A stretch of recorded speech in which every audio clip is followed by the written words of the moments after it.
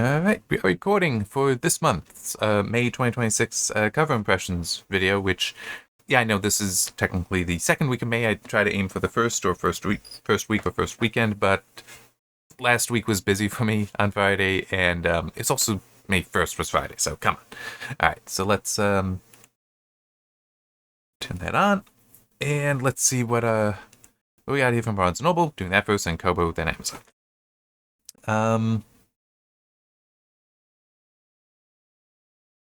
Okay, this one intrigues me, but let's do Yesteryear as well. Coming over soon.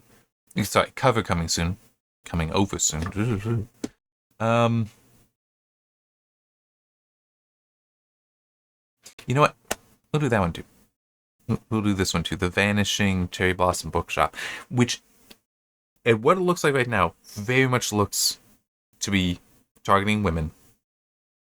But there's, even at this distance, with how small that it looks to me, I also feel like there's a lot of detail in there. So I'm curious if I'll be able to pull out from that detail enough to start guessing at the story before reading the blurb. So I'm curious to see what's gonna be possible there. What a, I'll hit that one too. So we'll do 4. All right, let's start with this one, but first 128. Let's get links and such in here.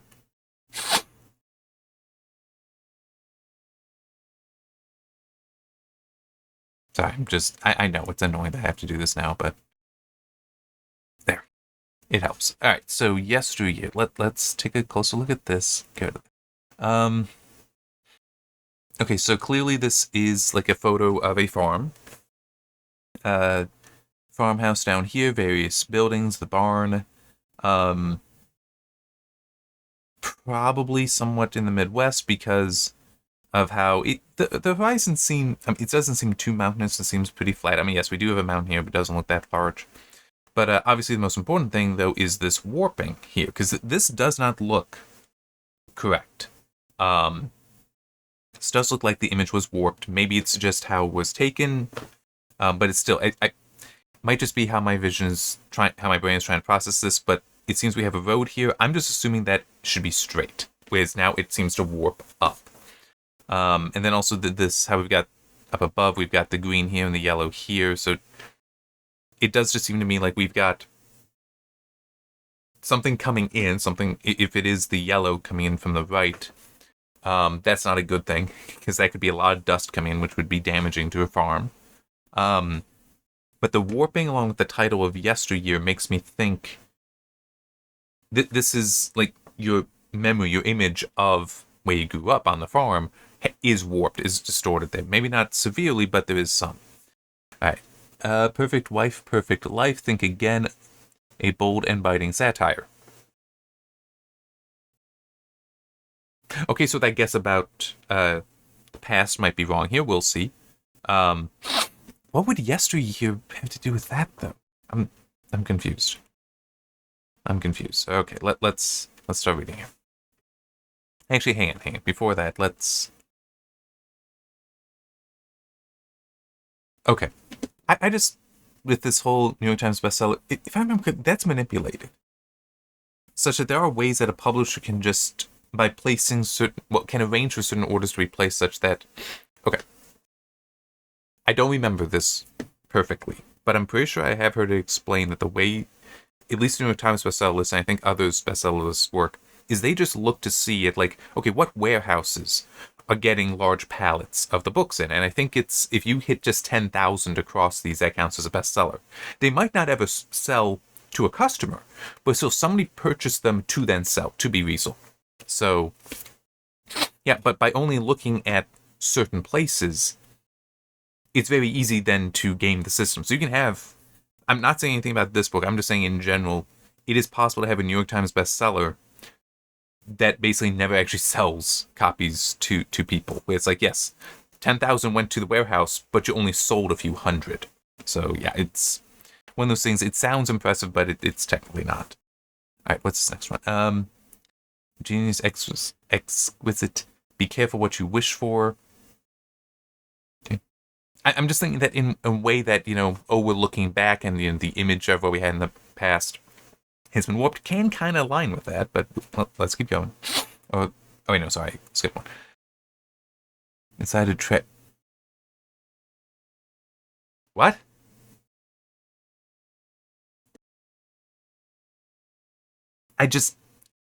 I find that line offensive because it's othering a trad wife, which I don't want to get into all that stuff because there's definitely some stuff to that is like, okay, that seems weird, but these are just women, okay? They're just choosing to live life a certain way, or in some cases they're choosing to make it look like they're living life a certain way. Don't need to get into that. That's not important here. It still is. These are just women choosing to live their lives a certain way. Sometimes they get they try to signal a lot. They try to show a lot. Whether they are genuinely that or not relevant at the moment. But still, it's like the closest we'll get inside a trad wife's mind. It's like that's something abnormal. That's something wrong. I was like, I can understand the closest we'll get to inside a psychopath's mind, inside a serial killer's mind. Because those people are genuine aberrations, are genuine outliers in society. A trad wife would not be. So yes, I find that very insulting. Just because, and it's like, you shouldn't be othering people like that when legitimately it's a different decision for how they want their lives to go. That's it, okay? So, I mean, it would be no different from the closest we'll get inside a Democrat's mind, inside a Republican's mind. It's the same thing. You're othering these people, and you shouldn't be. That is completely inappropriate because they're still completely normal people. They're just making different choices than you. They're living different lives than you. Guess what? Everyone, that's true for everyone. So I really, really hate that line. Has very little to do with the book. It's just the cut, whoever it is. That's a horrible, and also whoever selected that to be featured here. I mean, I'm just trying to think. If I did have a wife or a girlfriend, and it's like, oh, this is interesting, and I were looking at this, I'd probably be like, no, you're not reading that. Why? Or at least you're not touching the cut. Why? Because that's a conformist view, as I said, because they're trying to force, they're othering that. Like, the closest we can get to inside their mind. What are you talking about inside their mind? Because, I mean, legitimately, some aspects of not that I know it that well, some aspects of it are just like, want to be at home raising kids. That's actually a very normal desire. And there's plenty of women out there, plenty of mothers, that's what they want to do, but they can't. There's other things that are forcing them to be out of the home, to be working, for whatever reason. But they want to be there. Why are you othering that desire? Or othering those who have actually achieved that?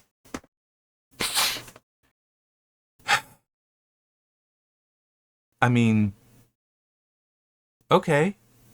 I guess that's a positive thing. It's a little...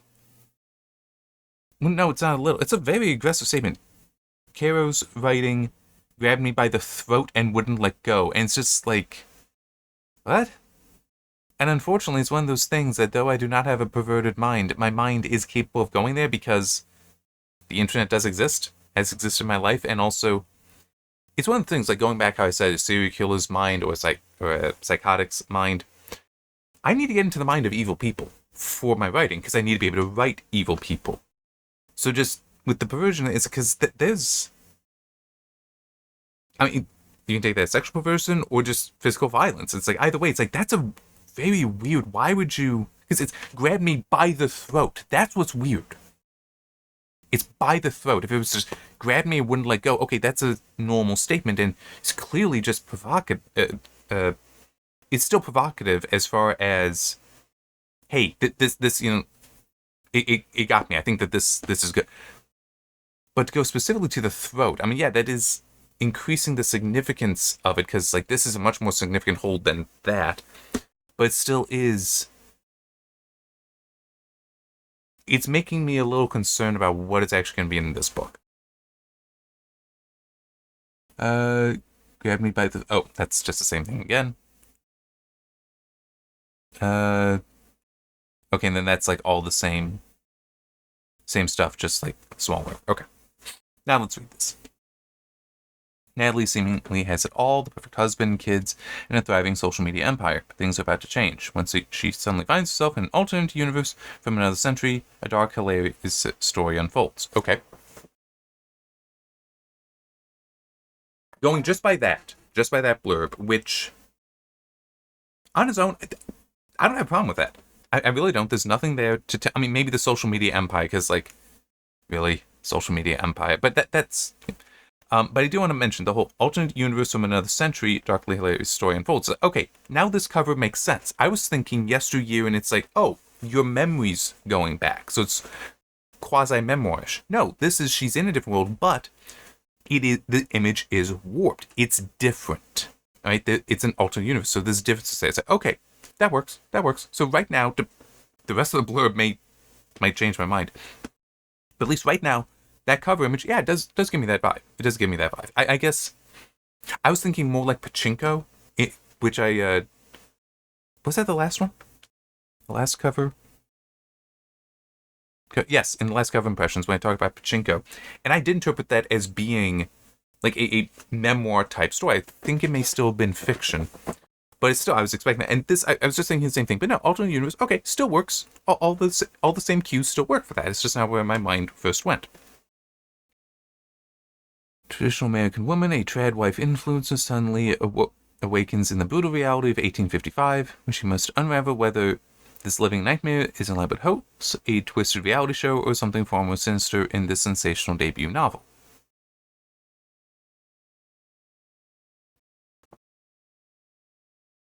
I mean, yes, technically, we are living in the best time yet for humanity. And I know people talk about, affordability and all that. It's like, yeah, there's also things you can do to improve your affordability. Like, I'm sorry, but if you need coffee every day, why can't you get a coffee maker and just make it yourself at home? That's going to be a lot cheaper than going to Starbucks. Now, it's your choice. It is your choice. But it is also one of those things where I see it now too. I don't drink coffee. I actively chose to avoid it so as not to form a habit with it. So, yeah, it still is if you're complaining about how, I can't afford things, but you're spending, what is a Starbucks coffee? $10 or something? I genuinely don't know. But it's like, okay, so that's, if it's just work days, that's $50 a week. So $200 a month. That's a lot. So if you instead were to spend the $50 to get a coffee, I'm not even sure if they're that expensive, and then just buy the coffee, which may be like $5 and lasts you a month, you're saving, initial investment on the coffee maker, yes, but then on just the coffee itself, which, yeah, it will also take a little bit of time, but still, it's like that's $195 you're saving a month. We do still live in the best time. I think that's, in some cases, people are just not making the best choices if their primary concern is affordability. Because there's always, you could be like, you know what, yes, I'm going to cut back on some places, but I need that coffee. And I need to be Starbucks. It's just, you know what, hey, that's fine. If that's how you prioritize that way. I can't complain about that. I can't criticize that directly. I would just criticize, hey, make sure you're making those priority decisions.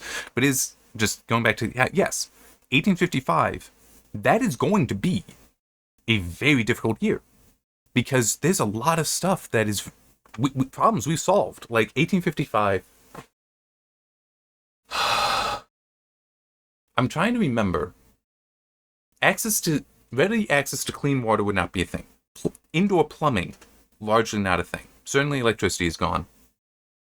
Oh, yeah, that's true. Without electricity, that means, So this is something that, it is a problem.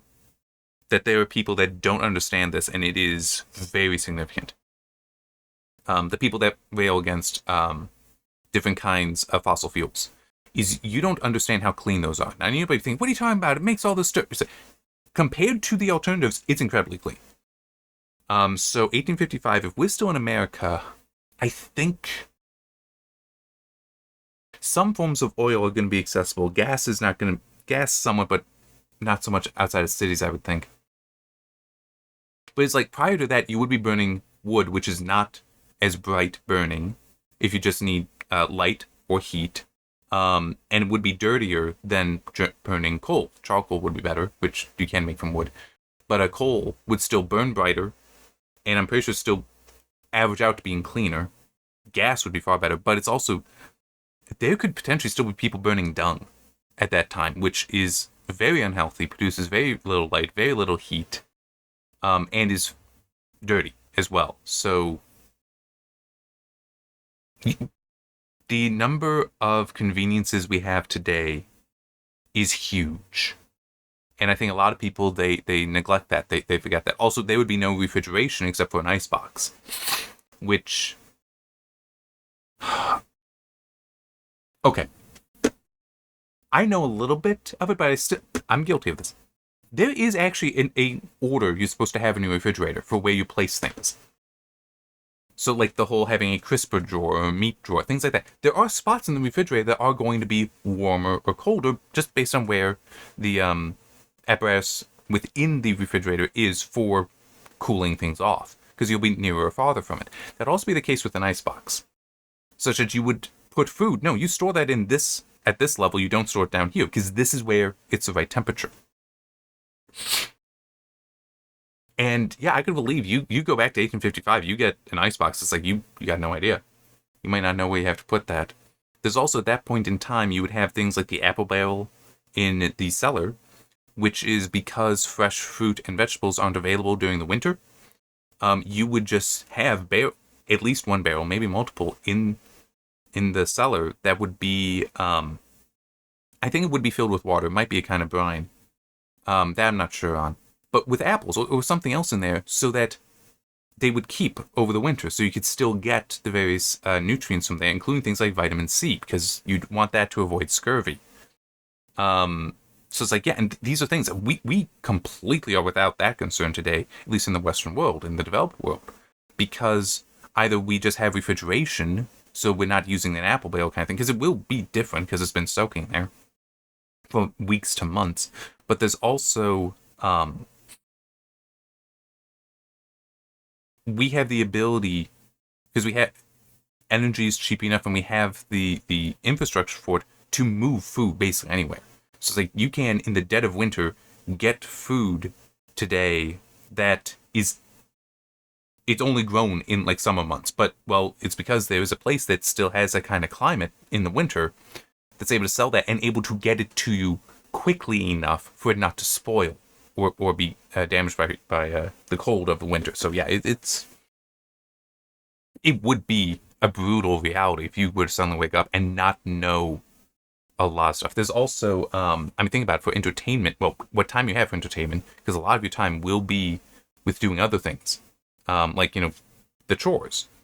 But you would probably only have like a handful of books of that in the house to entertain yourself as well. I mean, it's, yeah, very different reality. Anyway,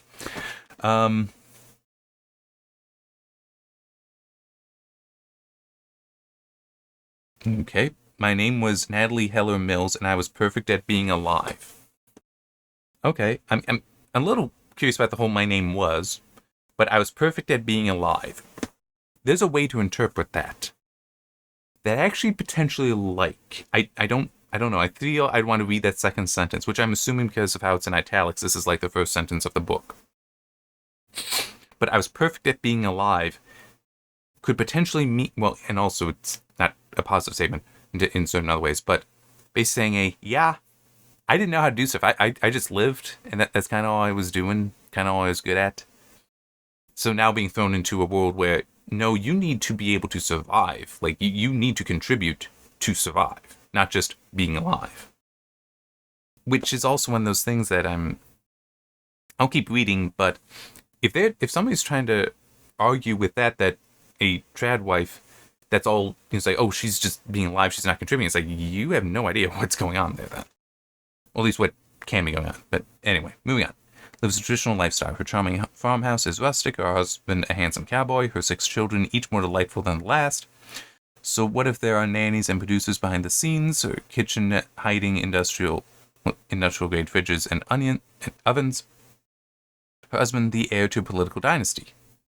Yeah, so this, okay. as I said, there are people with, that do the trad wife thing, some where it is not sincere, it isn't genuine. That's what it sounds like here. Not that. It's just putting out this image that she is, even though it's very false, which it's one of those things where on the one hand, yeah, that is disingenuous and it can be a deep problem, but there's also a certain reality that some of those things it is how it has to be. And I'm just, this wouldn't necessarily apply here, but it is sort of a prince is going to be raised with princely things, even if that prince, when becoming a king, is a deeply humble man. But they might still be surrounded with, people taking care of him. That doesn't mean he's not still a humble man and won't still do things to express that humility. Like, which one? Because one of the books I read recently was talking about some of them. I think it was a French king. He would go out in secret to tend to the sick of his country. And it's like, including washing them with his own hands. It's like, that's clearly a very humble man who is trying to serve his people, but is still a king, is still going to be the wealthiest person in his country, and has certain benefits from that. That doesn't mean, and it's the nature of his status. It's not the nature of it's not his nature. It might be her nature. So that could be a problem. It's like she's projecting one image, but is living something completely different. So let's keep going. I really should I'm sorry, I don't know why I'm in this kind of critical mood.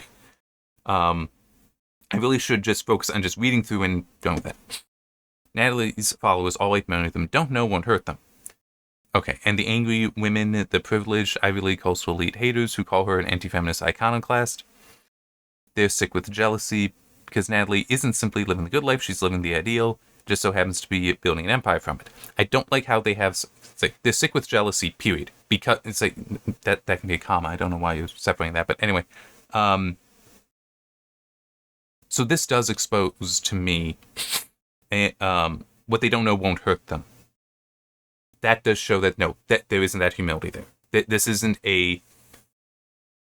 her situation calls for these things. She is enjoying these things, and she is showing people something else, and she knows this. She might not think it's wrong, but it is a kind of dishonesty. So, yeah. But to be fair, if she's going to be cast back into a world where she doesn't get to have any of those things, and she has to actually start putting into practice, that's a very traditional story. It's an old kind of story. So it's like, yeah, I mean, it makes sense. How you saying this up, it all makes sense. To one when she wakes up in a life that isn't hers, her home, her husband, her children, they're all familiar, but something's off. Kitchen warmed by a sputtering fire rather than electricity. Children are dirty and strange, and her soft-handed husband is suddenly a competent farmer. Okay, I'm confused. He was described. Her charming farmhouse is rustic, her husband a handsome cowboy. 6 children, each more delightful. So is that just... Are we just getting the image? Because I was assuming some of that is still true. Like, her husband could still be a cowboy. Her 6 children could still be more delightful than less. It's just there's also all this other stuff going on. Because, I'm sorry, I don't think any cowboy, even heir to a political dynasty, I don't think any cowboy is going to have soft hands. But suddenly competent farmer. Just yesterday, Natalie was curating photos of homemade jam for her Instagram, and now she's expected to haul firewood and hand-wash clothes until her fingers bleed. Has she become the unwitting star of a ruthless reality show? Could it really be time travel? Is she being tested by God, by Satan? When Natalie suffers a brutal injury in the woods, she realizes 2 things. This is not her beautiful life, and she must escape by any means possible. Man! I'm sorry, but they must escape. It's like, how about adapt? Was it? Okay, yeah, that's fair. That could be more just a masculine response where it's like, yeah, this situation is bad. Well, better get used to it. Whereas women, it's like, this situation is bad. I better get out of it. I mean, it's that just, no, that wouldn't be. Because there's still, I've known plenty of women with, no, they would just figure out to adapt. I mean, yes, they would want to escape it, but it might be okay, yeah, I don't have these people around me anymore. I need to actually be taking care of myself. I need to live this stuff. And plenty of women would do that. But, anyway. One thing, though, that also, the hand wash clothes into her fingers bleed.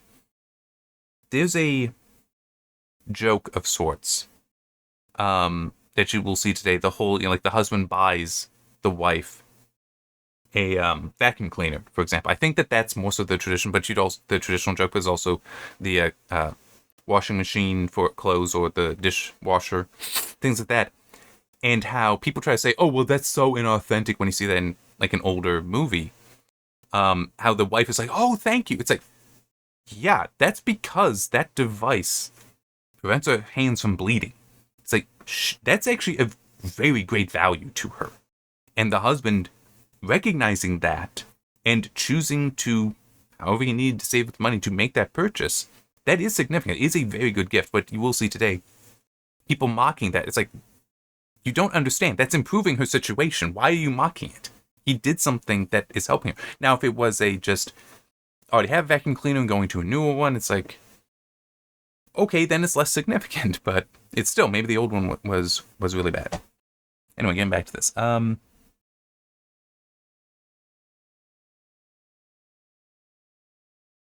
Okay. Gripping electronic novel that is as darkly funny as it is frightening. Yesteryear is a gimlet-eyed look at tradition, fame, faith, and grand performance, and the grand performance of womanhood. I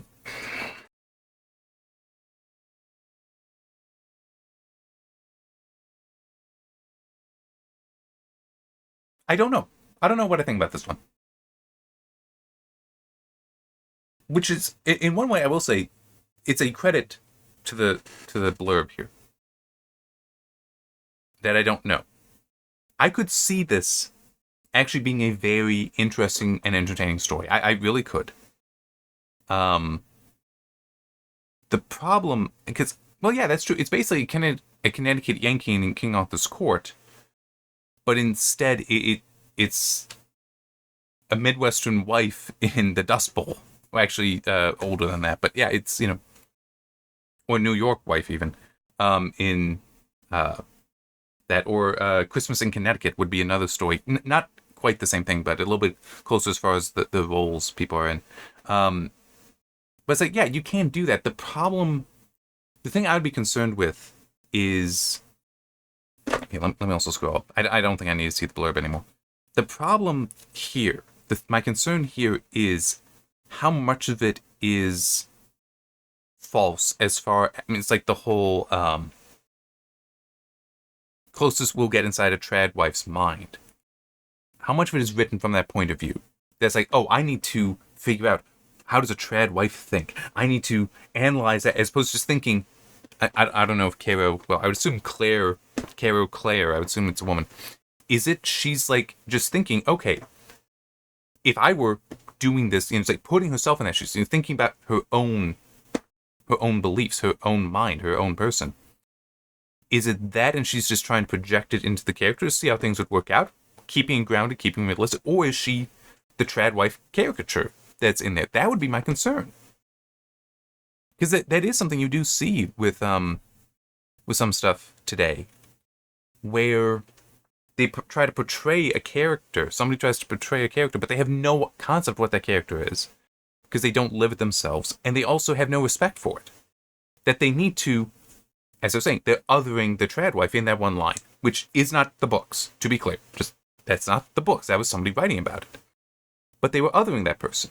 Well, that means you don't have any respect for them. You can't possibly present them accurately then, because it's always going to be, well, there's something different, as opposed to, no, that's a normal human being, that just things are different for them. So that's where my concern would be. I could see this being quite good if it is more grounded of just the Connecticut Yankee King Arthur's Court, the Christmas in Connecticut, where you're just taking somebody and you're throwing them into a situation that they pretend to be in, and now they actually must be in, and trying to figure that out, and realizing, basically a humbling of them, a story of humility, which is not really what Connecticut Yankee is. Christmas in Connecticut, that is. Let me quickly check. I'm pretty sure I am remembering what Christmas in Connecticut is.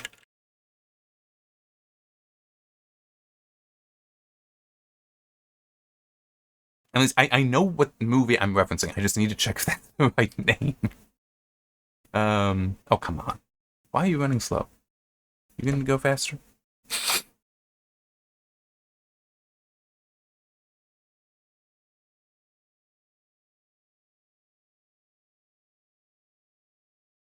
Yep, that ran much faster. I don't know. Sometimes it just be like that. Um. Yeah. No, this is what I'm thinking. Okay. Which for those that want to know, Christmas in Connecticut is apparently from 1945. And the premise is you have a woman who writes at a newspaper and does like the housewife kind of columns. But she's just a good writer. She has no clue on any of it. She actually knows the like she has a friend who is like this great chef. He is though, and she has no clue on any of this. She's born and raised New York City kind of gal. No concept of any of that, but she's having to put that on because if nothing else, she's a good writer, and she also is a good face for the newspaper to use for these columns. But she is technically writing for somebody else. But it's 1945. It's after the war. And the newspaper decided to do something. Well, no, a sponsor who doesn't know the truth decides that they will thank one of the returning servicemen by because it's also part of the myth for this woman is she has this cabin or this house off in Connecticut that she goes to, and that's where she spends the winter. And the sponsor's like, hey, I will pay so that one of these boys returning home can go there and spend Christmas with you. And, have that return to normal home life, which he didn't have for years because he was serving. And it's one of those, they can't say no because this is the person that writes the checks, but she has no idea what she's doing. But she's forced to because there's going to be people there taking pictures, people there that aren't in on the lie. And is a romantic comedy. She ends up falling for the veteran. He falls for her, all that. And the fact that she doesn't know what she's doing, well, at least various comedic moments, but is also, she is trying to learn. She's lousy at it. Fortunately, he's pretty good. He's actually like a competent cook, and she is not. So it's like, they work things out there, but still, it's like, this, to a certain degree, can almost be like that, just less the alternate universe kind of thing. But it is I can see potential here. I don't know. I don't know. I could see it being one of those if I were to read it. Either liking it, which seems respectful of these characters, and just putting them in an unusual and awkward and extraordinary situation, or I could see it being actually just a caricature, which would piss me off. So, all right, let's move on.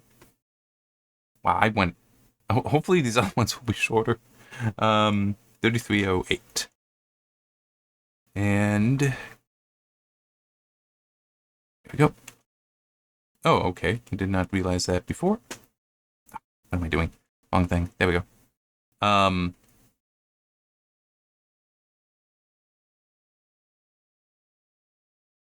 There.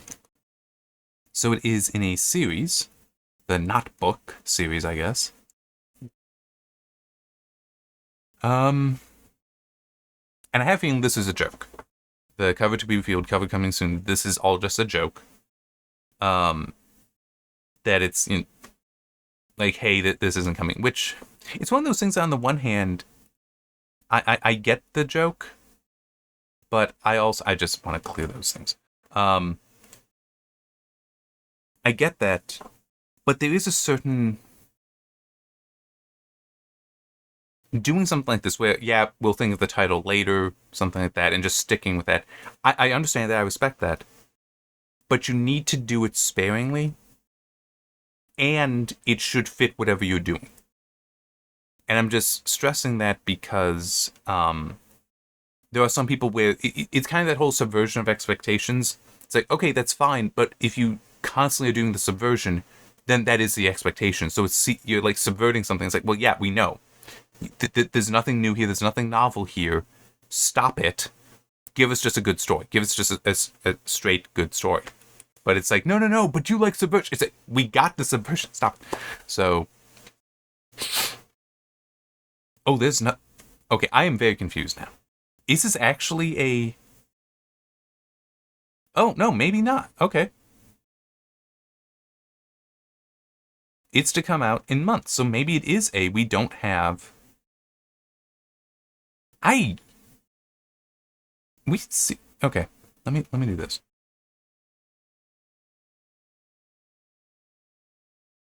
Okay, so it's following these.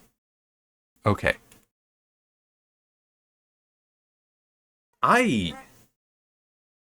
Nothing I just said is wrong, by the way, for how I feel. I don't like this. This... No title, no cover. Hey, you want to buy it? I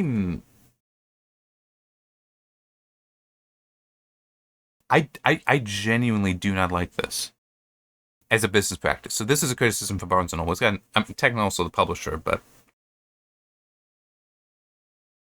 no, Hmm.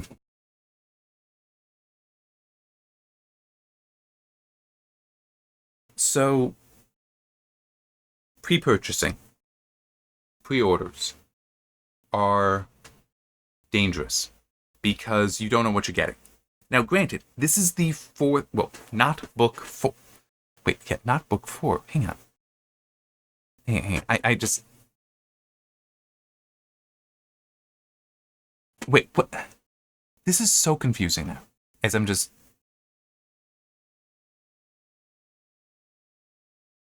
Yeah, let me see that. Let me see that. What is Explore? Okay, so yeah, it is... This is so confusing. Because, like, this one is coming out in July. This is coming out in September. I mean, I get I'm slow. Like, I will spend a year on one book. I got that. There's also times where I wrote a book in a month. And then it would still be a year because I'd take my time with editing, which I mean, that is my preference. That is my style. This doesn't make sense to me. Is this part of the series or not? Because, like, not book 4. Okay. So is that... Okay, that's audiobook. Got it. So let me... Yeah, let's do that. Let's go to ebook. Okay. So we have 3 in the series already. In theory, this 4th wing... Oh no, 4th wing is there. Okay, this must just be a special release of it then. Okay, so this is not book 4 of this series, so it's just another book, but is it, I assume by the same person, good. Not book 4, is it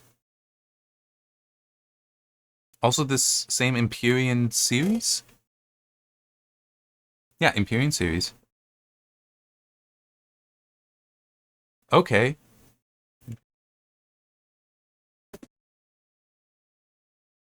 So, in theory, then, this could be a standalone thing where it's like, which is fine. I got no issue with that at all. At all. Where it's like, oh yes, I've written 3, but I had an idea that could be a prequel, or just, a side story that, I really like that. I want to write that out. It's not going to be in the series proper, but it's still, part of it, just there. I'm good with that, but I don't like... We don't even have a name for this. Don't have a title. Don't have a... Okay, cover, I can understand. Don't have a title, and you're putting it up there for purchase already? That... I genuinely thought that this was like a joke. That's why I thought, oh, cover coming soon. It's like, all right, well, let's see what the actual description. I thought that was legitimate, because I could see somebody making a book that. Titling a book that and using it as a cover. I legitimately could.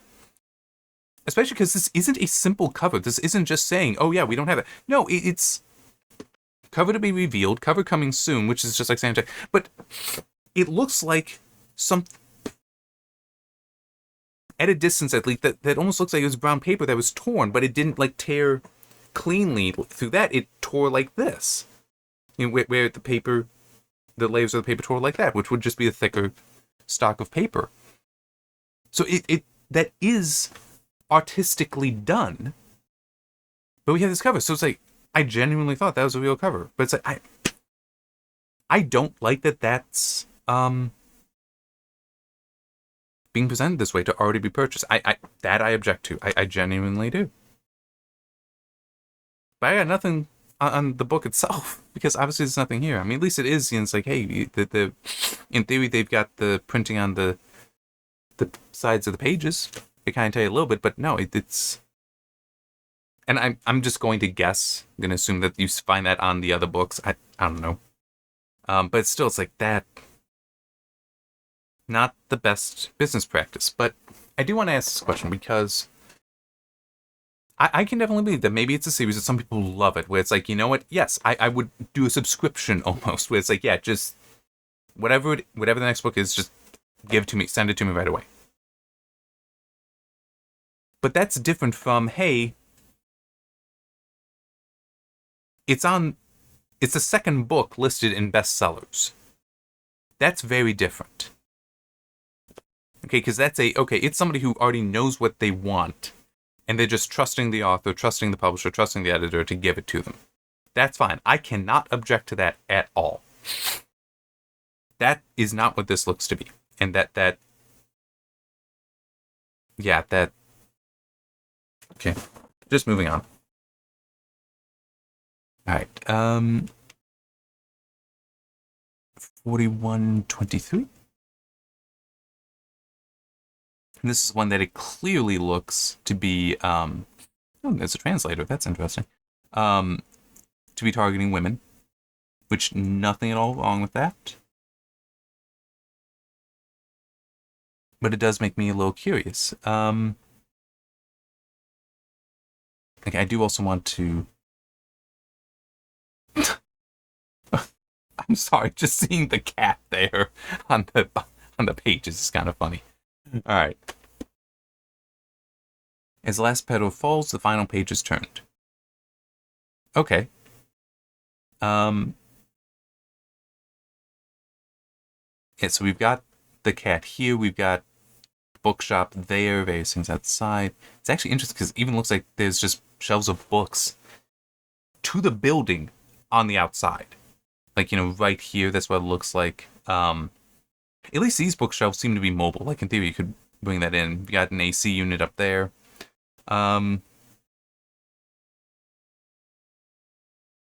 I look at it a little bit more, yeah, there's a lot of pink, but that's the color of cherry, well, at least some cherry blossoms. I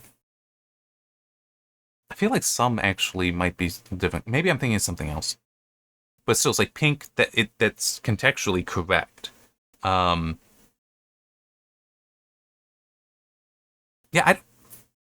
I'll be honest, I don't really have any criticism one way or the other yet on this book cover. I don't see anything wrong with it. The cat is crossing against the light, I am noticing, because it seems like the walk is clearly illuminated, so is the cat going to get hit?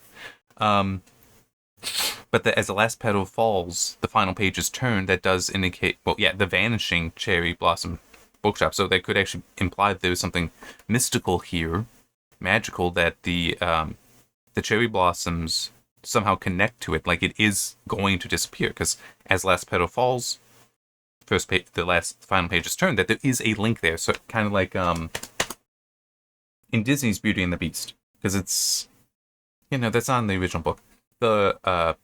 The flower with the petals falling, and that when the last one falls, Beast will die. That whole thing. But no, in the actual original story, that's not there. There's other stuff going on.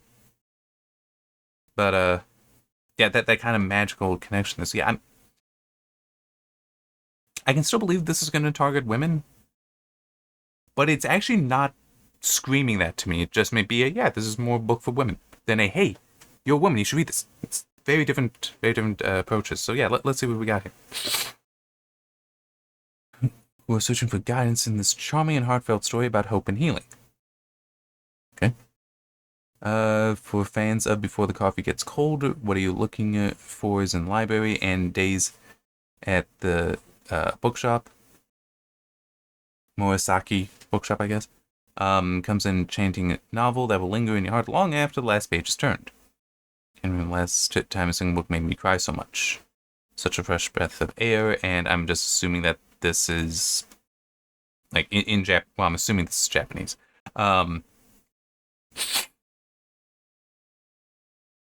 Okay, so it looks like a lot of this, it looks like, is not blurb. A lot of it seems to be reviews. This would just be the blurb. And I also just want to say that, for this, so if you were to look at my reviews, my signed reading reviews, I use quotes to identify books rather than italics. Actually, I'll use italics for referencing movies in there, which I get. That's not necessarily the correct style, but what is the book title? Is it Before the Coffee Gets Cold, and then what you are looking for is in library, or is it Before the Coffee Gets Cold, what you're looking for is in library? Because you can't really tell the comma is italicized in there. So quotes actually I think would be appropriate here. But anyway.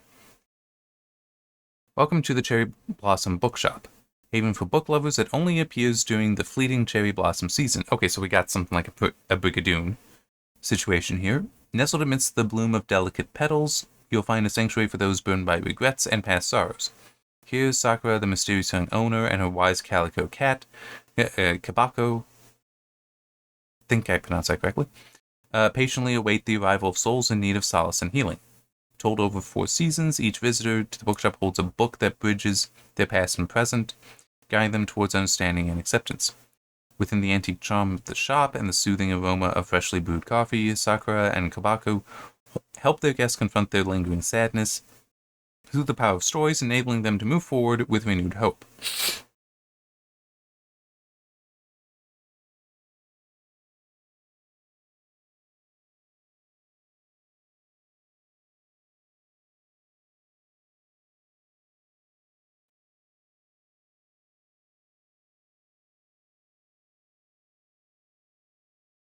Looks like they all use the same cover. Okay.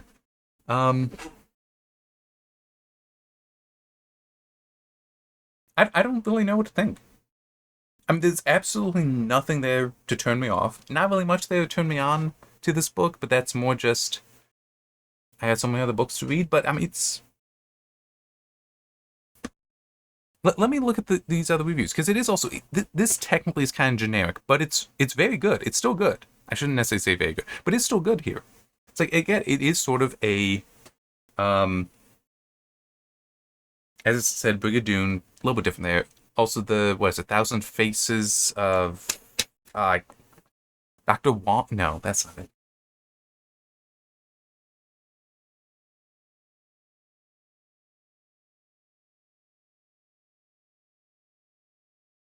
Pretty sure that's Tony Randall. Come on.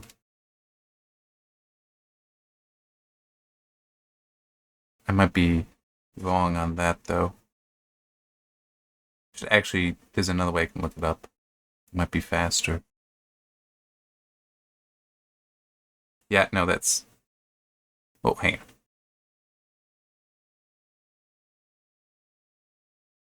on. Oh. Okay, no. Okay, sorry, thinking something. 7 Faces of Dr. Lau, not 1,000 Faces of Dr. Wong. There might still be 1,000 Faces. But no, 7 Faces of Dr. Lau. Mysterious circus comes to a western town, bearing wonders and characters that entertain the inhabitants and teach valuable lessons. So it is like there's a different story with each character addressing things. Also, therefore, a little bit like a Fantasy Island, if you know that television series. So that's kind of what it sounds like, and that's a fine way to tell stories, and still be very good. I feel like for this, I would actually need to look at reviews to decide if I would want to read it. I mean, I will grant, $13, that's not bad. That's not necessarily a bad price. I can still see this being something of the woman buys it, might be like, hey, honey, you should really read this. Okay, yeah, I enjoyed that. I could see it being a little bit like that. Of the healing fiction trend. There's a healing fiction trend. I keep moving that R around. Magical realism, coffee, book, and a cat mixing with people who are. I don't like that. Sorry, just how that's written there, because it's like you're emphasizing the magical realism. Okay, got that. Coffee, I don't care. Books, yeah, kind of, and a cat mixed in with people who are looking for emotional guidance in life. This is the actual story, though. This is what matters in the story. The rest of the stuff is just like present. Um, that's cozy cover art? Okay, if you say. Love and this body never really leave us. See, that one actually, this one worries me a little bit. Because that I could see being, I'm assuming that there's multiple people come in, they each have their own stories. That's the bookshop sells them a book that is what helps them. Like, I know what you need kind of thing. But then this should only be one of those stories. It shouldn't be all of them. It's kind of my concern. I mean, this is right there. That's kind of a good way. How I'm like, I'm not entirely sure what to say. I don't think, because it does seem like, yeah, it doesn't shout. It just sits, and that's fine. I'm good with stories like that. So yeah, I'm not. I want to keep reading the reviews here because it is most of the reviews that would lead me to decide one way if I want to read this myself. But it is also, I will acknowledge, these are curated reviews and probably also edited down. And also, I mean, no, yeah, they're all 5 stars. So yeah, it's. This book was stunning. I'm sorry, this isn't a way to sell your book. I'm legitimately, like, give me more synopsis kind of thing. Like, how many people coming in there? What kind of problems are they coming in with? And it's like, oh, they're given a book that's what leads them to healing, but it's like some of them struggle with that. Some of them, it's like, there are better ways to build this up for what I'm thinking the story is. That would be, okay, yes, I have an understanding now of what to expect here. That's what I'm interested in. Yeah, so, I mean, you kind of like how lands in your lap in the right time was the kind of book for me, healing magical. It's like, yeah, it's like, okay, I want to know what that time is. Like, what was the right time that you needed that for? Because I'm assuming that's also what is in the story within the book itself. Or stories within the book itself. So yeah, it's... This... Let me actually do that quickly. Let me just see, is it the same? Okay, it's not necessarily the same blurb.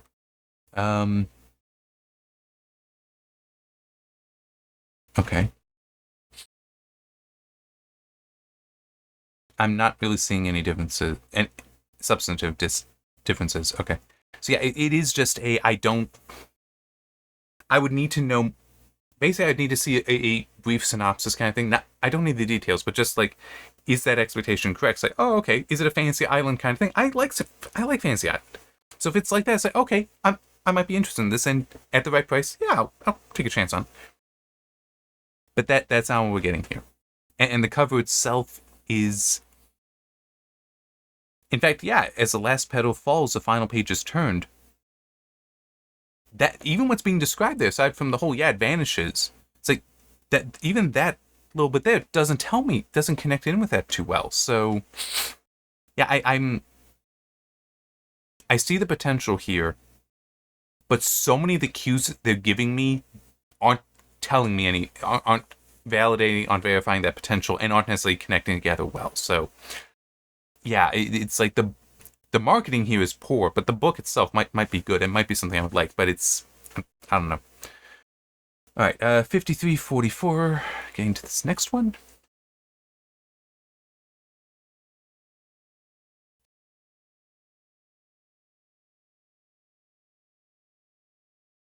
There.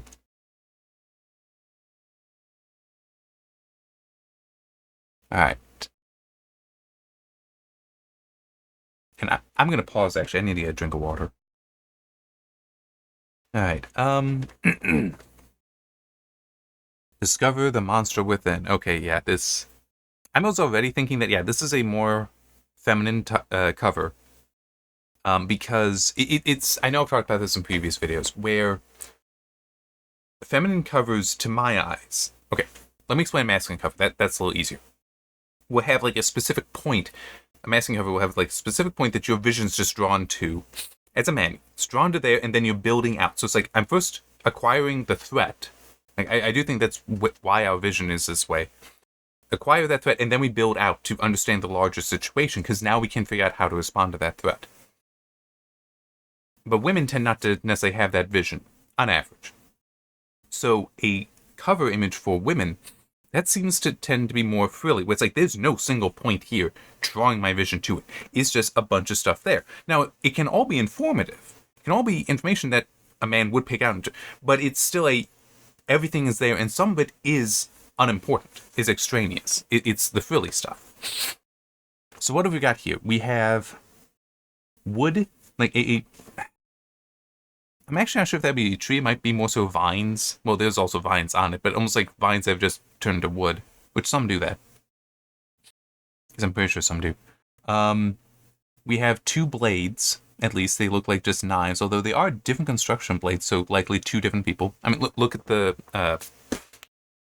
guards, cross guards. They're very different. This one is thin and long. This one is thick and short. So that right there implies 2 different people. The species of flower looks all the same. I mean, this one's a little odd, but you're looking at it this way instead of that way, so.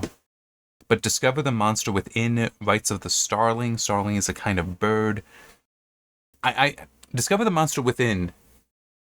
I guess a way to put it, that would aim more towards women, because we already know we got that monster. We control it. We're supposed to. Because it is, like, you know, we are of the 2 sexes, we're the violent one. We're the one that is designed to be able to absorb violence. We are larger, we can take that kind of beating, but it's also we're the ones that can deliver that beating. So it's like, yeah, we understand the monster within. I mean, it's still going to be helpful to have a book to explore that, but it's like, yeah, we know it. Let's get to step 2. So yeah, I mentioned Beauty and the Beast earlier. We all understand that beast in us. At least all men. We do recognize that. And part of the aspect of at least the original Beauty and the Beast was Beauty coming to recognize that even that beast, well, the beast is now on the outside, not on the inside, but there's still something good there. Something to value. And in the original story, not so much in Disney, when she returns to the castle, she happens upon the prince, and it's like, where's Beast? Because it's like, the spell has been broken, he's returned to his human form, and she's like, where's Beast? Because the spell was broken, so he's back to his normal human form. But she didn't recognize that, physically. Internally, yes, it's the same person. But it's still, it's like, she needs to see that. She needs to understand that, just to discover the person within there still. I had a good thought for why I went to that one, but it still is the whole understanding that, no, that is the same person. That is still Beast, just doesn't have the beastly form anymore. So, anyway. All I really got out of this is Rites of the Starling. Okay, rights. There's going to be some kind of challenge here. Discover the monster within kind of connects as well. We have the 2 blades, so it's 2 people. Because I'm also assuming this, it is, there are the feminine cues that at least I'm seeing here. I'm expecting that there is some kind of love story here, probably one that will itself be challenging, especially with the whole discover the monster within. So yeah, I'm expecting something like that.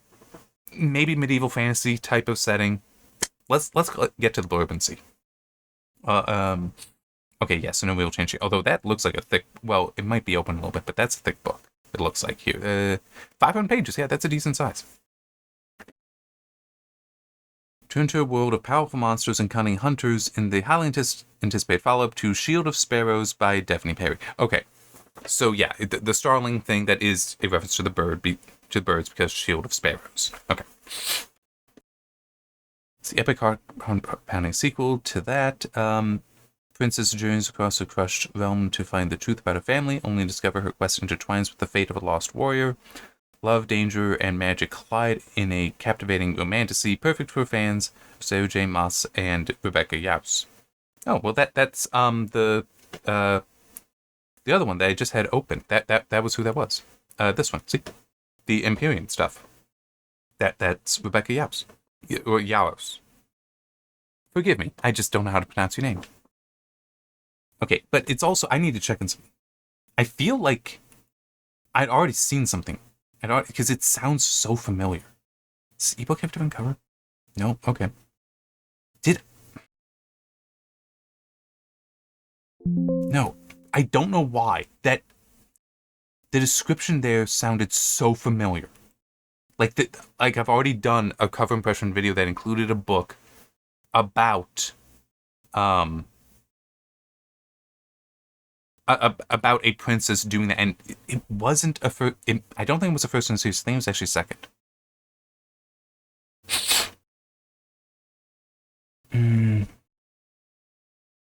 See, now I just feel like I gotta look back a little bit.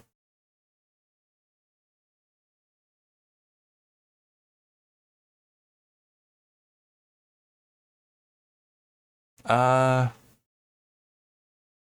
think so. That could be it, maybe. Anyway, let's focus back on this. But it's still, just it sounded very familiar, which might be that it is. 5 kingdoms are on the verge of destruction. The Crux migration is coming. What? And shouldn't there be a proper noun then? In the wake of a devastating attack, I've been separated from the man who owns my heart. Okay, I didn't realize that we were first person here, but whatever. I'm terrified, lost, homesick, hunted by monsters, driven to exhaustion, and kidnapped by a powerful priest. The only thing keeping me going is the little girl counting on me to keep us safe. It's my turn to become the guardian. What the hell are we talking about here? I'm sorry, it's...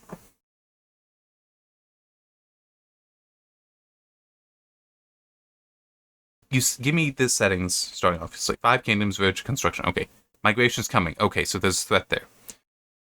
And in the wake of a devastating attack, all right, fine, this is a sequel, so it's just this is something that happened before. Don't need details, that's fine. Been separated from the man who owns my heart.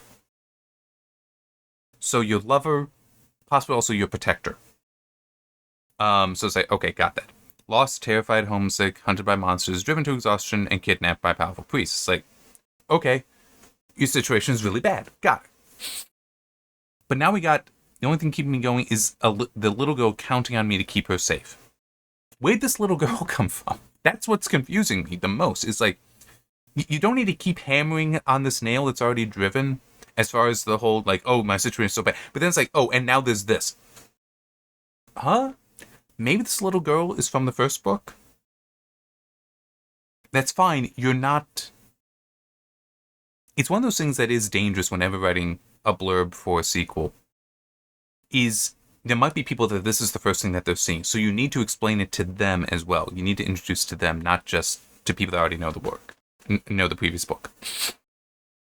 It's my turn to become the guardian, and that you're capitalizing. So it's just, I mean, I'm assuming that because of that, and it's like been separated from the man who owns my heart. It's like from my guardian, the man who owns my heart, or the man who owns my heart, the guardian. It's like you could have done something to identify him specifically there as your guardian, but you've lost him for now. Alright, life's chains, one fateful night, a night of death, a night of monsters, a night of truths. That night I learned the real meaning of fear and the depth of my own strength. Okay, I mean, it's... Yeah, you got really afraid, but you had the courage to still do what needed to be done. Alright. Everyone wants me to be something I'm not, a queen, a spy, a sacrifice. But what if I embrace my crown? What if the secrets I uncover save our realm?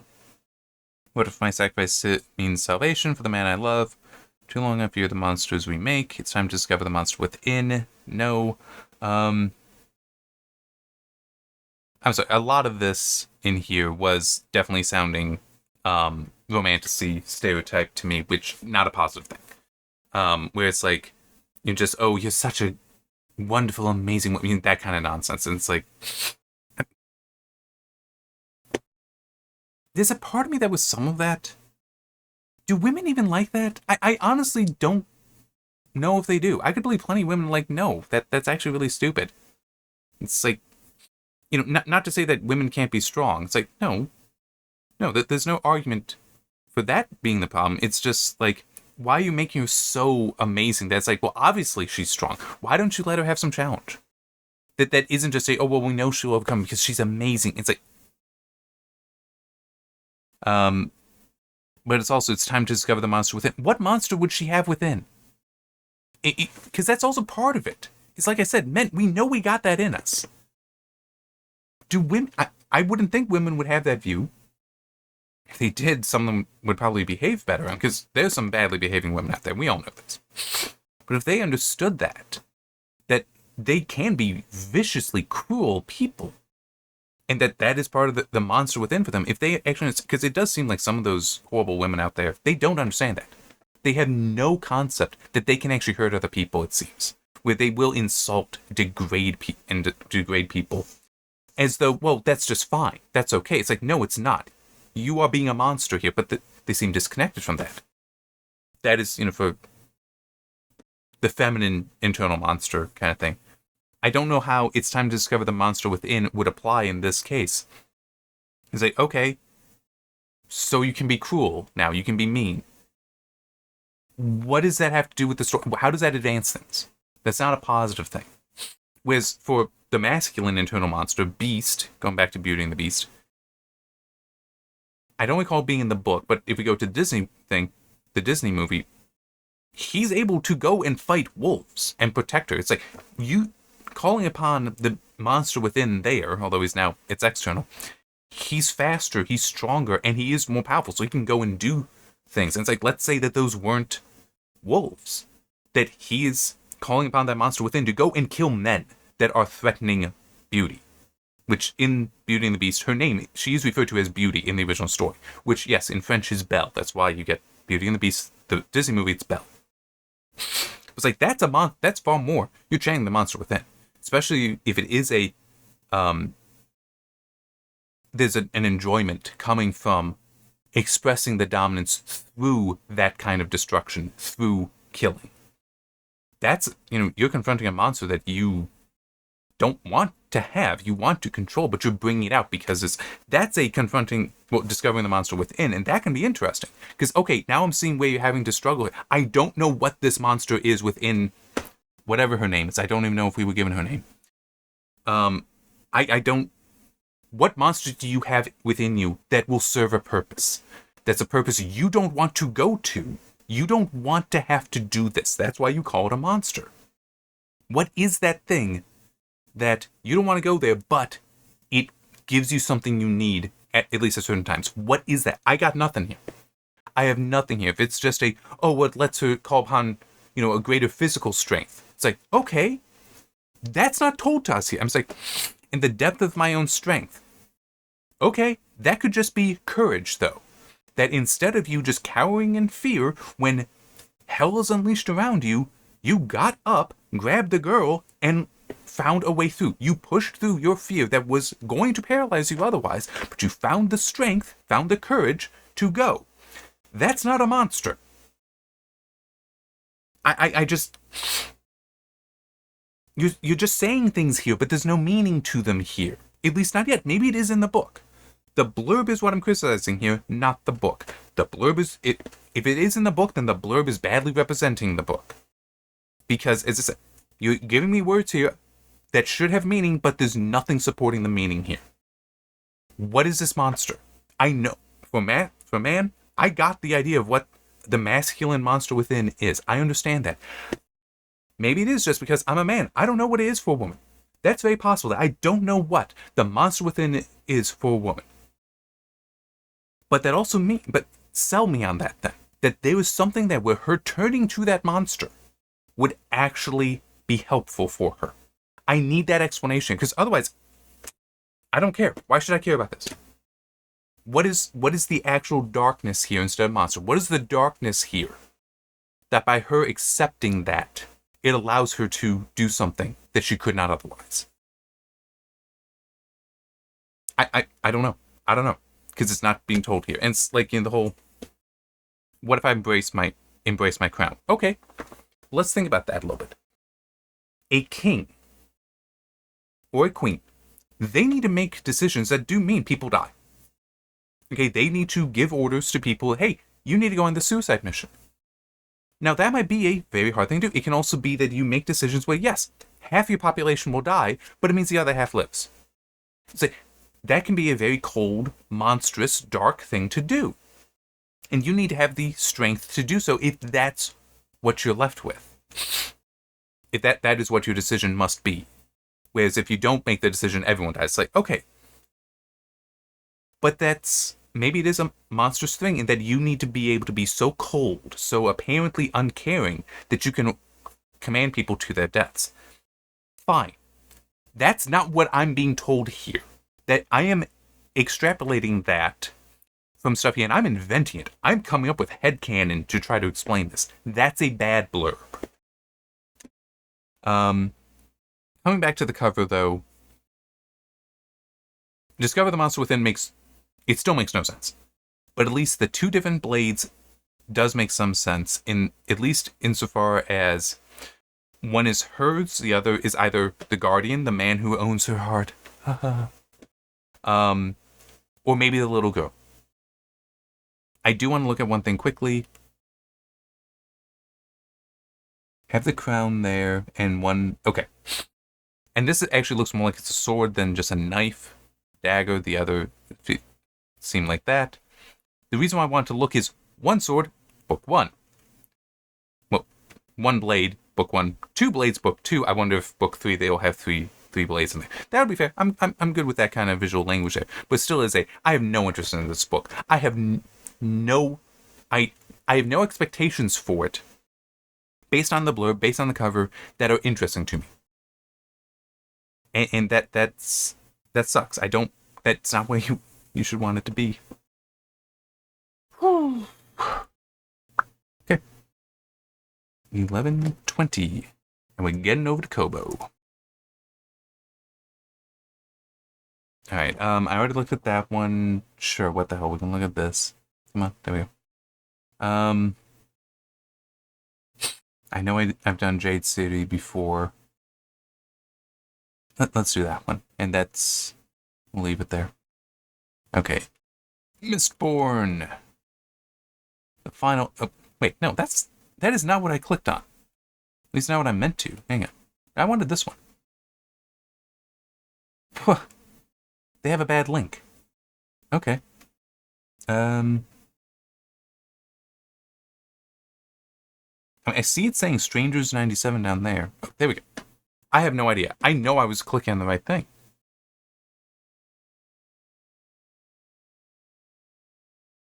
Whatever. Anyway, Strangers. Memoir of Marriage.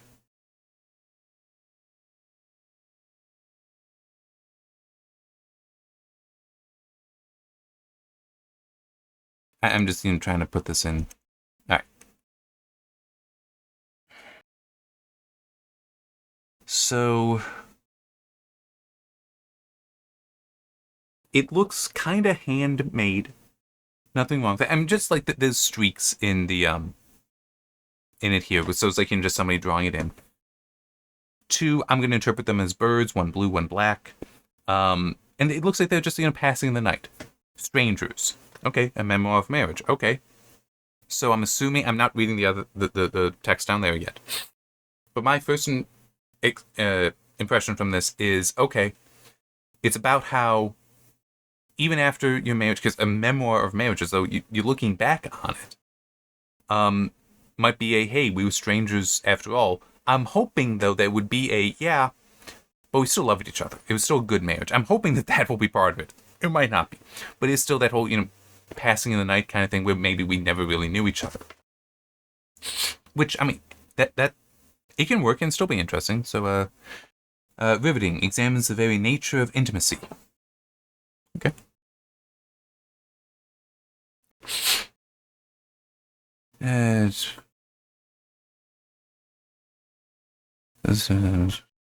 Can we see the invisible fault lines in marriage, or truly know the people closest to us? Right? It was a great love story, one for the ages. The speed of our beginning and the speed of our ending felt like matching bookends. They both came out of nowhere. He wanted me, and then he didn't. Okay. I know there's more to read, but it's just... I immediately have one problem here. And that is... he wanted it, he wanted me, and then he didn't. Where are you? Where are you in this? There was no... What did she want? What did she do? No, there's nothing there. It's all him. There are 2 people in every marriage. March 2020, Belle Burden was safe and secure with her family at their house at Martha's Vineyard, navigating the early days of the pandemic together, building fires in late afternoons, drinking whiskey sours, making roast chicken. In a warning explanation, her husband of 20 years announced that he was leaving her. Overnight, her caring, steady partner became a man she hardly recognized. He exited his life with her like an actor struggling off a costume. There's marriage, such clues that her husband was not who she always thought he was. As she examines her relationship through a new lens, she reckons with her own family history and the lessons she intuited about how a woman is expected to behave in the face of betrayal. We don't know he betrayed her.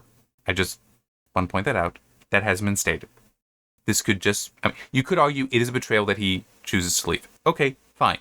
Let's go with that. Except, I would also expect betrayal in the sense of a marriage.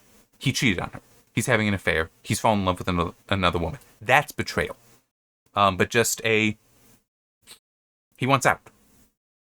That's not... It is a betrayal of the commitment, but it isn't a betrayal of her, necessarily. Like, he didn't do anything that harmed her. He's just out. That's different, and I wouldn't use the word betray there. So I'm not the happiest with that word there, because it carries a negative weight that has not been set up. So, anyway, continuing. Through all of it, she is transformed, of course. The discreet, compliant woman she once was, someone nicknamed Belle the Good, gives way to someone braver, someone determined to use her voice, with unflinching honesty and profound grace. Burden charts a path through heartbreak to show the power of a woman who refuses to give up on love. Strangers is a stunning, deeply moving, compulsively readable memoir heralding the arrival of a thrilling new literary talent. For women, I'm sorry, this is just... I mean, it sounds like it is nonfiction, which, okay, yeah, and also says that it is nonfiction. That sucks. That the marriage ended. It really does. But this, maybe it's because I'm a man, but so much of reading this is like, I'm blameless. He did everything wrong. He's the one that wanted the marriage. It's like, now, if he's having issues with the marriage, that's a problem, yes. Why is he not talking to her about it? That's a problem. That's on him. If he is unhappy in the marriage and he's not talking to her, he's screwing up. That's on him. But that's also just how it's presented here. What if it was? He was saying things. It's like she's saying like, oh, I need to figure out what was wrong. It's like, maybe it was him saying like, hey, I want to go out and spend some time with the boys. Just some time away, and just, not that he's not committed to her, not that he doesn't love her, but just like, you know what? Maybe I want to be able to just go out and hang out with people that are just like me. It's like things where it's not that you can't be there, it's that you won't fit in. So yeah, I just want to go do that. You're like, oh, but honey, I was hoping you would do this. It's like, all right, fine, I'll stay. If it's constantly something like that, you had the sign. He wanted to just, he's not leaving you, he's just spending time with somebody else. His friends, I should say, not somebody else. That sounds worse. That would be wrong. But it's just like, this is all written, how that blurb's written is completely I had no idea. Why would he ever do this? I'm completely innocent. It's like, there's two people in every marriage. Maybe the book is written so it is more clear that no, she also was playing a part in this, that she was also a problem here. Maybe that is in there. But the blurb doesn't tell me that. It sounds to me far more like, that man was horrible, but you know what? I'm not going to let that hurt me. I'm going to continue on anyway. Even if it might be like, if we talk to the husband, might be yeah, she never listens to me. She pays no attention to me. I don't feel any respect in the marriage. I'm done with that. So I decide I'm going to leave. And hopefully she figures out for the next guy. I'm just... And there's also the part of the whole house in Martha's Vineyard. It's like, okay, so you're well off. So it's like, I feel even less connection here now. It's like, I'm already disconnected because like, it's just going on and on about how, oh yeah, my husband left me and it's so horrible. He betrayed me and all that. We have no idea what she did. as though it's like that she did nothing wrong. Is the implication? I was saying she's innocent, but then it's also, oh, you're also one of those people that maybe you are still a down to earth kind of person, but you're living in a place where that's not the kind of people that typically live there are down to earth people. So yeah, it's the cover is still good. If it is we are also getting what she's doing. Because I'm thinking about, what is the cover image? It has the 2 birds. This blurb is only 1. This blurb is only talking about him. It is not talking about her until it's like, oh, but how she moved on. There's nothing in there about what she may have done that damaged the marriage. Nothing. That's a problem. And that's the thing that it is hurting for me. And now I really wish I had a woman I could talk to about this. Because I would be curious what a woman's reaction would be to this. Like, would she be, oh, yes, this could be interesting because, it does suck. And it's like, want to learn those lessons going through. It would be interesting. It's like seeing a woman who might be more positive about this. Like, yes, this does sound interesting. And then, like, me to ask a question, okay, or at least point out the whole, she's only talking about what he did wrong, though. What do you mean? What I mean is, we don't know. She may have contributed to the end of her marriage as well, and there's nothing talking about that there.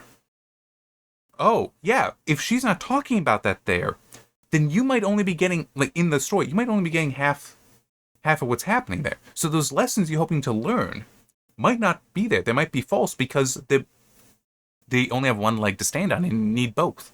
It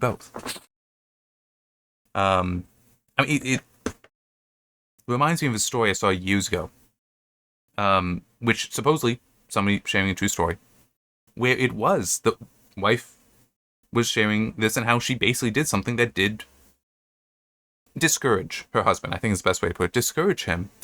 And he withdrew from her. And at one point, he then mentioned, he came back went to a bar with his coworkers. And when there was a woman that, was flirting with him. And nothing happened. But when he came back, he told his wife about this. And it's just, nothing happened. But he enjoyed the flirting because it made him feel still attractive. It made him feel still interesting that somebody would want him because he wasn't feeling that from her anymore. But she's writing this all after the fact, where she is like realizing these issues. It's like, yeah, you contributed to the damage to that marriage, which hopefully that story they reconciled. But with this, it's like, okay, we know it ended. But it's like, okay, well, what was your contribution? There's nothing suggesting that there was any, and that's a red flag to me that this isn't necessarily going to be a good story. As far as you only give me one leg to stand on here. I need both. And to me, there's no value unless they're both there. So, yeah, it's, 122.58.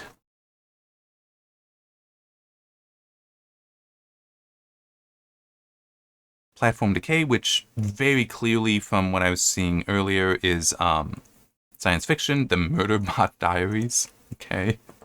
Let's see what that is like. But let's hit this first. And just try to get what details we can out here. So yeah, it's clearly spacesuit. We can see stars back there. Inside, well, maybe not inside. Completely. Some sort of space station type thing. Grabbing onto a ladder here, only one arm. There is no gravity or microgravity. I do find it curious that they are in a spacesuit, even though they seem to be completely enclosed. So it's like, why do you need a spacesuit? You should have atmosphere and should be warm. So yeah, don't really know what's going on there. Light, a little violent, and laugh out loud hilarious. Okay, that's all. I do need to mention one thing, because this is long-held pet peeve of mine. It hasn't come up for a while. At least I don't think I haven't noticed it for the other books I've been looking at here.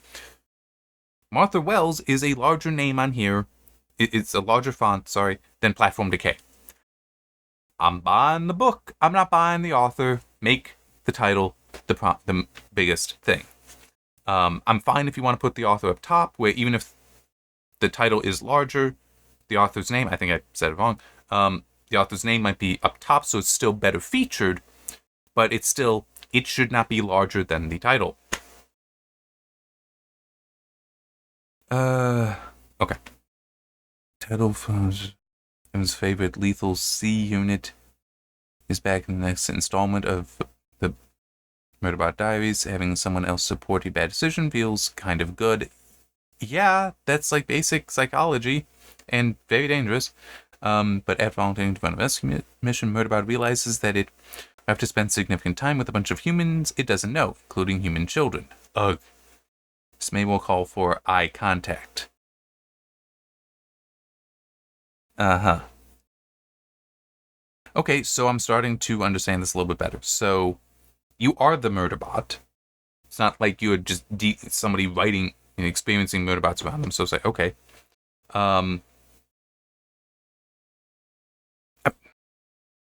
One issue that I have here is robots aren't going to have emotions. Such that it's not. He's a Murderbot in that he has a function that when switched on, he's going to murder. But when it's switched off, it's like, okay. He doesn't have the personality. A robot doesn't have a personality of a murderer. Okay, like even HK-47. It's like, okay, that's a personality that was a murderer. But in theory, you could switch that off. And now it's just protocol droid. So, anyway. That's a Knights of the Old Republic reference. I should replay that at some point. Anyhow. But yeah, having someone else support your bad decisions feels kind of good. Yes, because it's validation. Technically, we all want validation. The problem is when it's your bad decisions being validated, you're going to keep making the bad decisions. That's not a good thing in any way. That's really, really bad thing and can lead to great tragedy. So, yeah, anyway. But having to deal with a bunch of humans, and including human children, and this may well call for eye contact. I'm just wondering, because I know some of the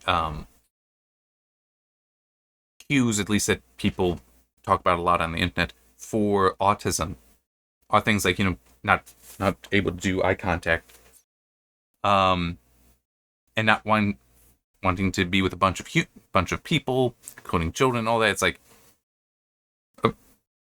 is the Murderbot kind of sort of supposed to be like very, well, not severely, but an autistic person that just has the social issues? I said that I don't know. I mean, it's possible, but anyway, yeah, I got nothing on this. It doesn't connect with me at all. I feel nothing because the blurb is like, okay, I feel like I need to read all the books prior to care. This blurb doesn't hook me as somebody who's not familiar with the series. I will absolutely grant that the cover art does immediately tell me science fiction. That's kind of all, and space-based. That's kind of it, though. It doesn't tell me, as I wouldn't recognize that, oh, that's a robot. Yeah, so it's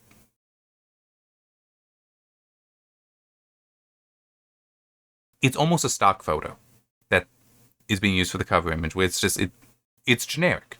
Doesn't connect with anything I'm being told here. Maybe if I knew the Murderbot series, that would be different. The Murderbot Diaries. Maybe that would be different. Maybe then I'd see those cues.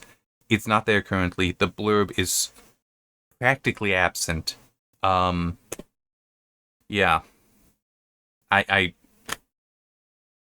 Yeah. I got nothing. I doubt it's going to be any different, the cover here on the audiobook, but I mean, we can hit it. Yeah, same thing.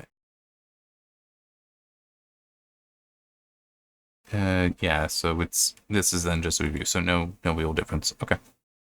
128.38.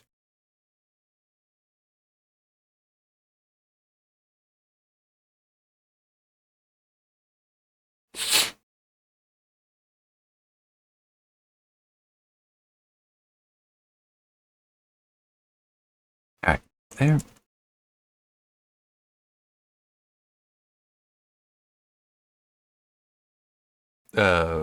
That does not look right.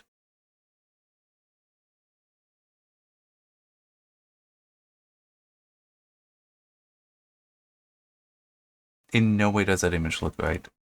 At least not compared to that one, which, I mean, it is either we have two trees that are just like we're looking through something into another dimension kind of thing, where it's just but that dark line is in just kind of the boundary between them, or it is that we're looking at the tree's reflection. Well, the reflection of the tree's shadow in the water.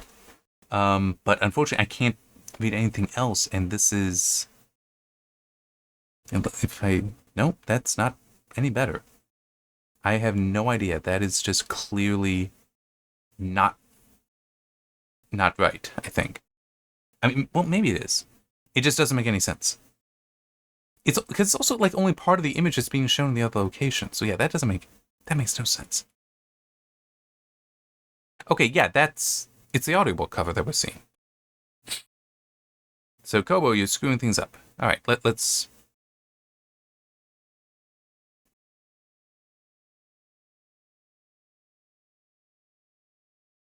Before getting to the blurb, it is definitely looking generic. It might have specific meaning. Maybe if I were able to zoom in on it, that it would be clearer. But otherwise, no, it does look. Although, hang on, I just noticed one thing. That's not a correct reflection. If... Hang on, yeah, you can't see. See this right here? This branch... these branches right here? They're over here. If this were a reflection, then it would be down here. So this is actually more like just rotation, 180-degree rotation. Which means one of two things. Either the artist is really bad, like doesn't understand the difference between a reflection and a 180-degree rotation. Or, what I was saying before, this isn't a reflection, that this is like, this line separates, and so it is the same tree, just elsewhere, but because it's supposed to be the same tree and not a reflection of that same tree, it is rotated. So that could be right. But it also might not be. Let's read. No story of friendship between two women while powerfully reckoning with a hidden chapter in Korean history. Okay, this doesn't suggest anything. There would be like two separate worlds. So this potentially should be a reflection, but let's keep going. In Seoul, one winter morning in Seoul, Yonga? I have no idea how to pronounce that. Receives an urgent message from a friend. I'm going to go with K and I because I don't even think I should try. To visit her at the hospital. I has injured herself in an accident and she begs K to return to Jeju Island, where she lives, to save her beloved pet, a white bird called Ama. Okay? Snowstorm hits the island. When K arrives, she must reach Ai's house at all costs, but the icy wind and squalls slow down as night begins to fall. She wonders if she will arrive in time to save the animal, or even survive the terrible cold that envelops her with every step. Lost in a world of snow, she doesn't yet suspect the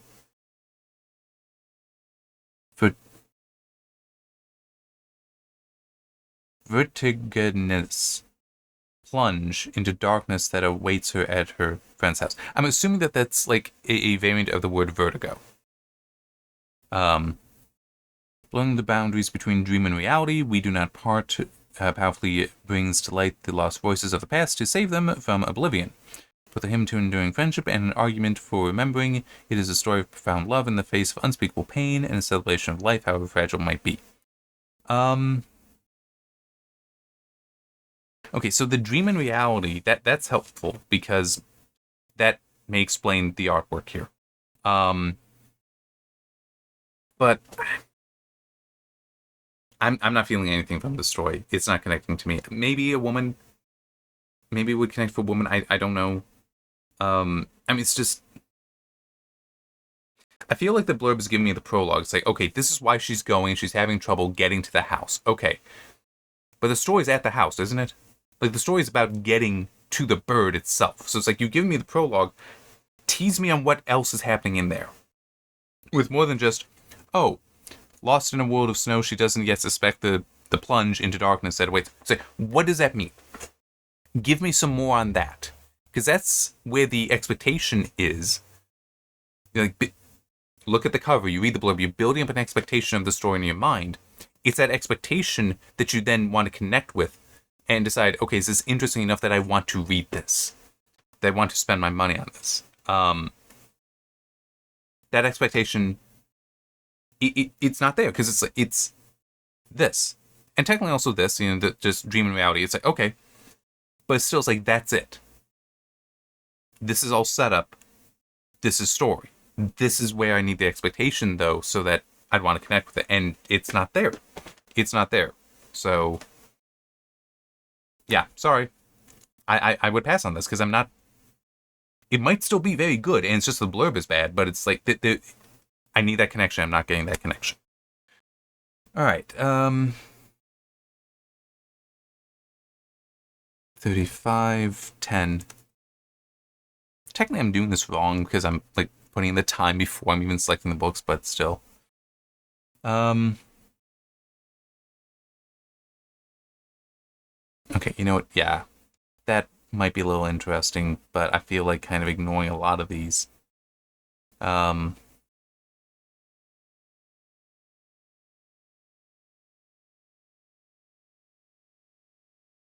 Yeah. Okay, I want to quickly look. Is this gonna be the same?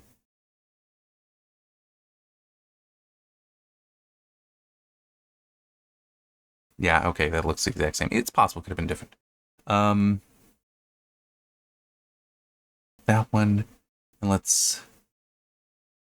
King of Gluttony? You know what? Sure, we'll go with that one too.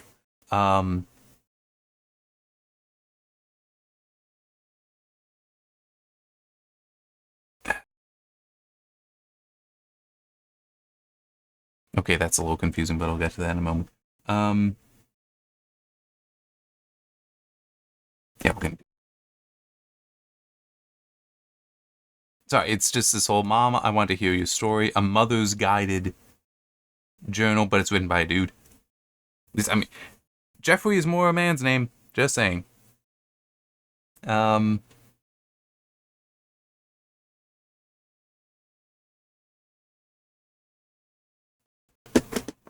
So nothing that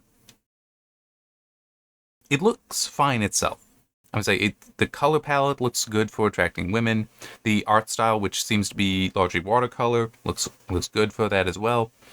I don't understand the change in font though, because we got serif font from Mom and Hear Your Story. Mom being italicized, that's fine. It's like just Mom. You know, it's like that. I got that. That's fine.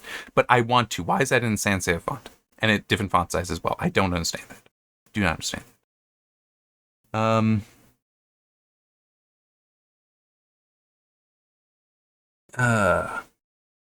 He's covering everything from your mother's. So is this literally just... No, it's over 40 pages of new content. So yeah, it's not like this is a journal for her to write in. So yeah. Everything from your mother's childhood memories to the profound turning points of her inner life. Each intentional section gives you one place to share. Okay, so it is also a journal, but it's like, hey, I'm sharing a story with you. Now you share your story.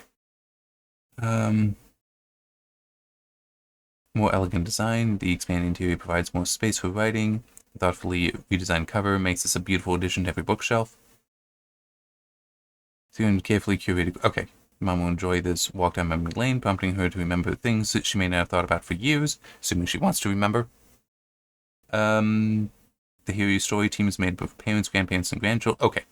We draw upon the rich tapestry of our collective experiences to infuse each of our journals with the care and love it deserves. Okay, so it might be Jeffrey's just the name put on there, but this was constructed by more than just him. Okay.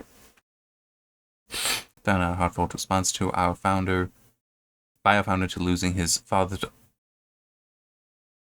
Okay, no. Hear Your Story was founded on that, not this one, because like some mother's journal, we're talking about his dad dying, or well, losing his father to Alzheimer's. Might not be dead, but lost in a way.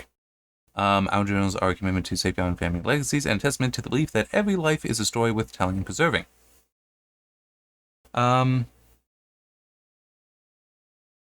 Okay, yeah, because it's also his name is not here, so that might just be author of record kind of stuff. That's fine. And man, I'm just kind of wondering about it a little bit. Would I mean, true, I already write stories that have that stuff in there, but would I actually want some of my life to be like, oh yeah, let me journal, write that down so you'll have the stuff. Partly that's because years ago now, I was once, it was just how somebody, like, you know, handshake, icebreaker thing. What's the most interesting thing about you? And it was one of those funny things because as I thought about it, it's like, yeah, the most interesting thing about me is I, as a person, am boring. I just do interesting things. Like even this video itself is one of those interesting things. But I myself am boring. So it's like, yeah, why would anyone want to read a journal from me? But anyway.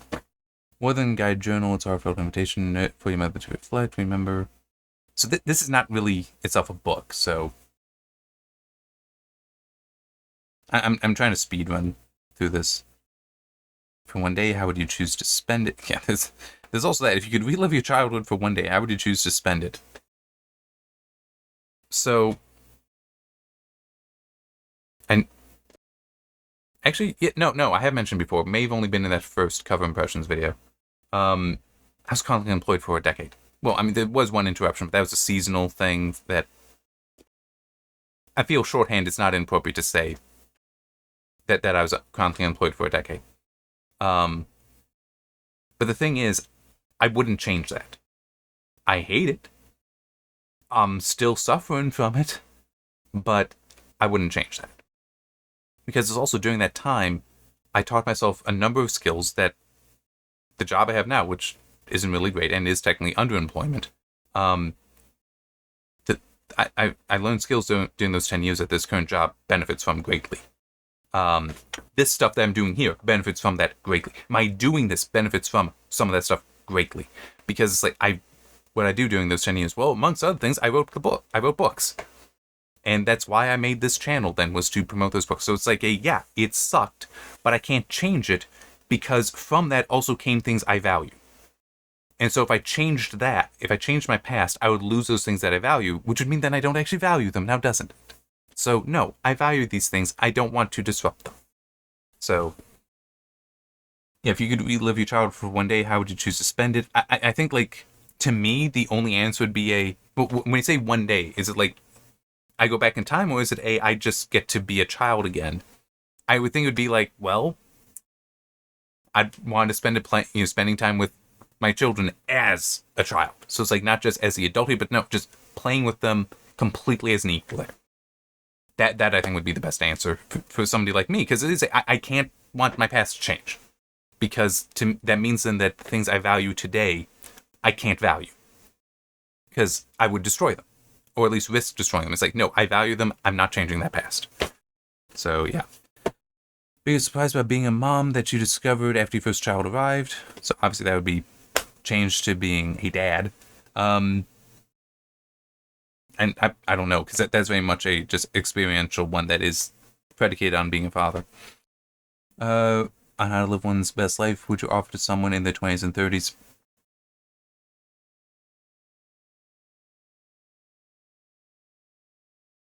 Is it just one thing? Okay, so I'm not limited to that, to just one thing. So I would say one thing for that, just answering the question, is success cannot be had alone. You can be a failure alone. You can't be a success alone. Because to use the example of my books, it's possible I wrote something truly magnificent, truly amazing, wonderful, great. If no one reads it, it doesn't matter. You could write the best book to ever exist. If nobody reads it, you failed. Or at least you are not a success. You always need that other person, because it's that other person that determines if you're a success or not. So there's that, which would kind of be make sure you got the people around you that are actually good people, that care about you, that value you. Don't value not just valuing what you can do for them, all right, but value you as a person. Okay? So have that. And the other, I think, would also be value who you are. Value who you want to be, such that if you make a mistake, well, you start making your decisions to get back to who you are and who you want to be. And also, when stuff sucks, like the whole decade of unemployment, yeah, that sucks. But if you have those things today that you value, and you need to learn to value things as well, because that can be is also a problem, that there's a lot of people that they don't know how to value things anymore. It's like, why do I have physical media? What, whether it's Blu-rays, DVDs, CDs, books, I value these things. That's why. So I own them. Because when it's just a streaming service, a subscription service, okay, I don't necessarily value these things anymore because now they're not mine. Somebody else can decide to take it away from me. So clearly, I don't value it enough. If somebody else can take it away from me, I don't value it enough to actually hold on to it. And I feel some people being brought up with that kind of world, with the just streaming world, where it's all disposable, so there isn't a value to it. That's a problem, I think. So I would also stress that yes, find those things that you value. And also, make sure it's something the innate thing. Because I did say, yes, value who you are and who you want to be. But there are some people today that aren't doing both those things. Where they value who they want to be, but they reject who they are now. They don't want to be who they actually are. It's like, no. You can't do that. You need to value who you are. And you may want to change. You may want to become something else. But if you don't value who you are now, you are never going to get there. Because it's sort of every journey starts with a first step. You're stepping from somewhere. You need to respect and value where you are now. Because if you're not, then that step you're taking is never going to be in the right direction. It's never going to be where you want to be.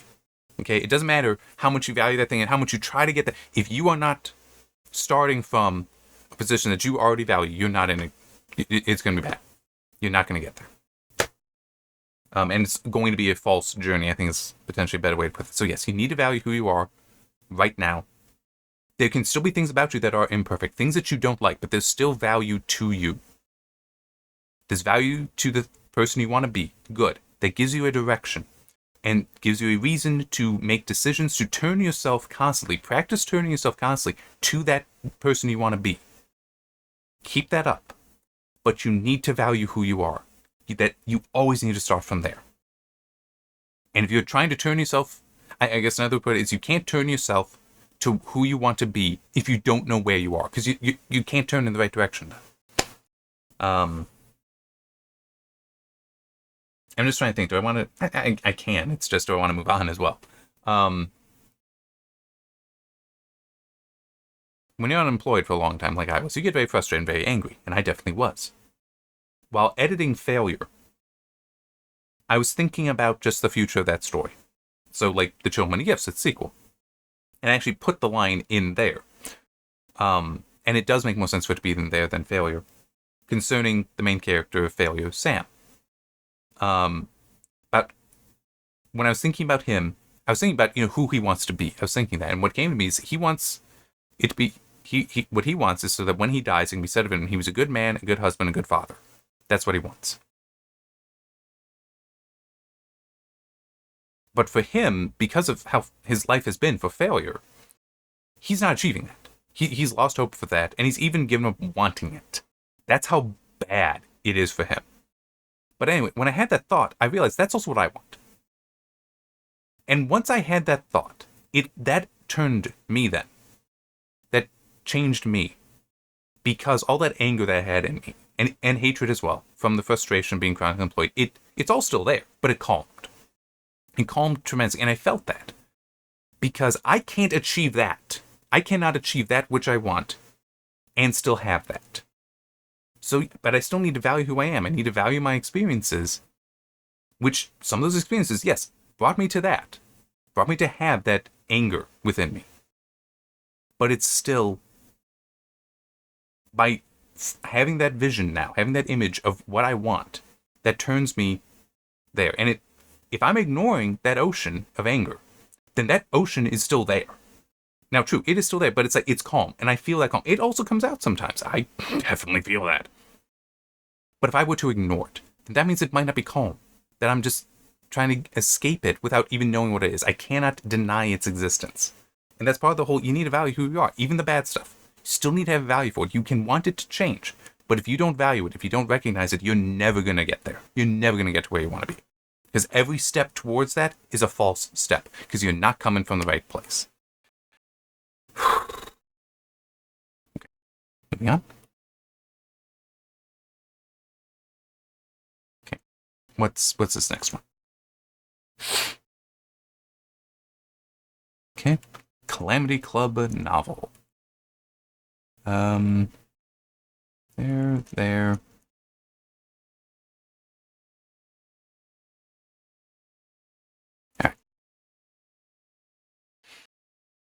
Alright. Author of #1 bestseller, The Help. All right. It's a fairly generic. Well, I shouldn't say that. It is a. I'm assuming that this is a book written largely for women, and it does look mildly generic. Mildly, it's not that bad. It's really not. But it doesn't tell me anything. It's like, okay, color palette is blue, something blue. That's a reference not many people might get. I'm noticing it is symmetrical. There's a line of reflection. Not the bird in the center, but it's also the artistry of the bird is actually very different from the artistry around it. Because like if you look at the leaves here, you can actually see that there's the like dark line for the edge of the leaf, but the color is going past that. Whereas this is a very clearly defined and clearly defined image of a bird. I do also want to point out that yes, the title is the title's down here, the author's up here. It does look like the title is either the same font size or a little bit bigger than the author. I'm good with that. That's fine. But if that was smaller, I'd be annoyed. But yeah, I got the Calamity Club. I got no clue what he would make me think of Calamity. So, okay. Oh god. So immersive, exciting, and downright fabulous. I'm sorry. Fabulous is a dangerous word to use today, okay? It is. Because it's either you're going to get somebody that's going to go, oh, it's fabulous, like that, and be mocking, be like, yeah, this is probably not going to be interesting to me. Or it's the people that really love it. It's a polarizing word. So it's like, may want to be careful with that. But maybe it's appropriate. I don't care, multi-million copies selling, whatever. Bold, big-hearted novel about a group of unbreakable women fighting for what's rightfully theirs and the power of friendship to change everything. So,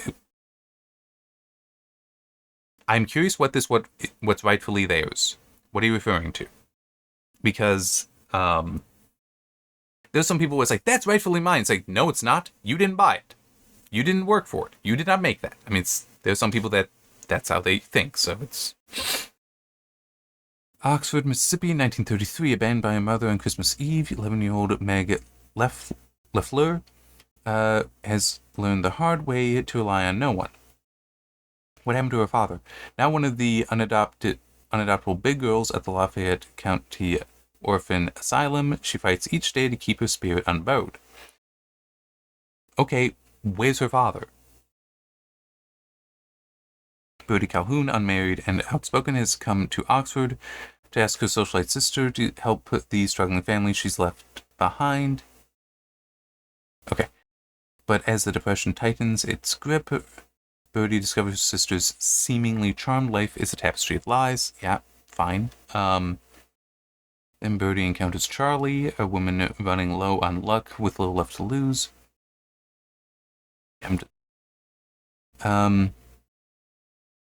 When their fates and Meg's converge, Charlie comes up with an audacious plan for them to take control of their lives, but in a place and time where hypocrisy is rife and women's freedom is fragile, even the smallest act of defiance can have dangerous consequences. Calamity Club will make you laugh, cry, and cheer, an epic testament to underestimated women who know that calamity can be a spark of new beginnings. This is Kathryn Stockett at her most competent, heartfelt, and hilarious. Triumphant return of one of the most beloved storytellers of our time. Yeah, this doesn't connect with me, but I can definitely see that's just a man thing. And not... It's because, like, that, whichever story that was, where I was pointing out that it was one sentence that was giving me, that would build the expectation that I'm deciding, am I interested in this or not? There's only one sentence there, so it was not giving me enough. That's what this is as well. Where this is all just set up, it's like, okay, fine. What are they actually looking to do here? Because, I mean, it's like, this is very different. I mean, it's like, okay, you lost your mother. Well, your mother gave you up for adoption. We got no idea on a father. It's like, that's kind of important here. It's like, okay, so having a hard time, that's fine. Bertie has a socialite sister who apparently abandoned her husband, her family, so it's like he's coming down there to try to get her to do something. And then runs into Charlie, who's just down on her luck, apparently. And then they all cross paths, and Charlie, for whatever reason, comes up with a plan to take control of the lives. But what is that plan? what does it entail? You're not giving me anything. It's like, okay, this is all still prologue. Why? Fine. What's chapter 1 about? What's chapter 2? Tell me a little bit about what might be in chapter 10. So that if I were to, because you give me the prologue, it's like, yeah, fine, whatever. What's going on here? You're not giving me anything to expect from the story that I care about. Maybe that's the thing that women are okay with. And I'm a man, so it's not okay with me. Maybe. That's fine. But it's still, I'm a man. This whole thing here is, I'm sharing my experience. Okay? I mean, if you want somebody else's experience, then you just go find them talking about this stuff. That's fine. Go do that. That's a wondrous thing about things like YouTube and the internet, is that you can find those other things. But you can also find me. So, yeah, it's just,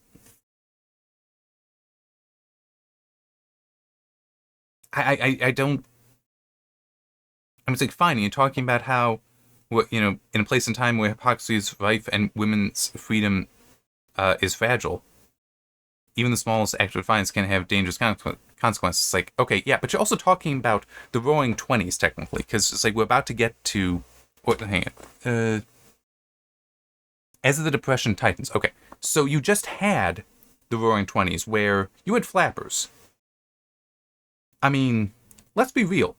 They would have what today would be considered feminine freedom in many ways, and not in health, and not in good, healthy for society kinds of ways. Okay, I mean, there is that certain aspect of, you need to remember what was just a few years prior as well, because I mean, it could actually be like Meg's mother, because 11 years old, so that would be 1922 that she was born.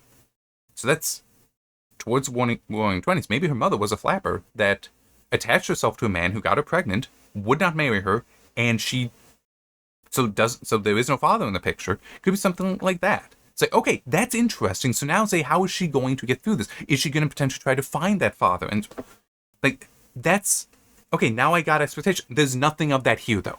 I'm inventing that. Socialite sister struggling to help ask her socialite sister to help the struggling family she's left behind. I'm assuming that's the sister's family. Maybe not, though. Maybe it is Birdie's family. In which case, you're kind of a piece of shit. I'm sorry. It's like, hey, I've traveled all this way because I really need your help to help my family that I just left behind. It's like, that's what letters are for. Okay, seriously, write the letter. Sis, I need your help. You seem to have such a good, could you do something to help me here? And it's also because Birdie discovers her sister's seemingly charmed life is a tapestry of lives. You know what that could actually end up being? I don't know. It would depend on what is going on here. But that could even be you write the letter, and the sister's like, my life is actually really bad. I don't have the money to give her, but you know what? Here's what I can do, because maybe this will work out. Maybe she's describing what she needs is somebody there to help her out. I could move. I could just come and start living with them and be helpful there. So that we address the whole tapestry of lives where maybe she doesn't have any wealth of her own. I can't help you that way, but I can be there to help. You could do that. But it's still, you write that letter and then she shows up with what she has. And then it's like, but then we don't have Birdie going anyway, but it still is the whole, she's either socialite abandoned or Birdie abandoned their family in order to do this. And it's like, what the hell are you talking about?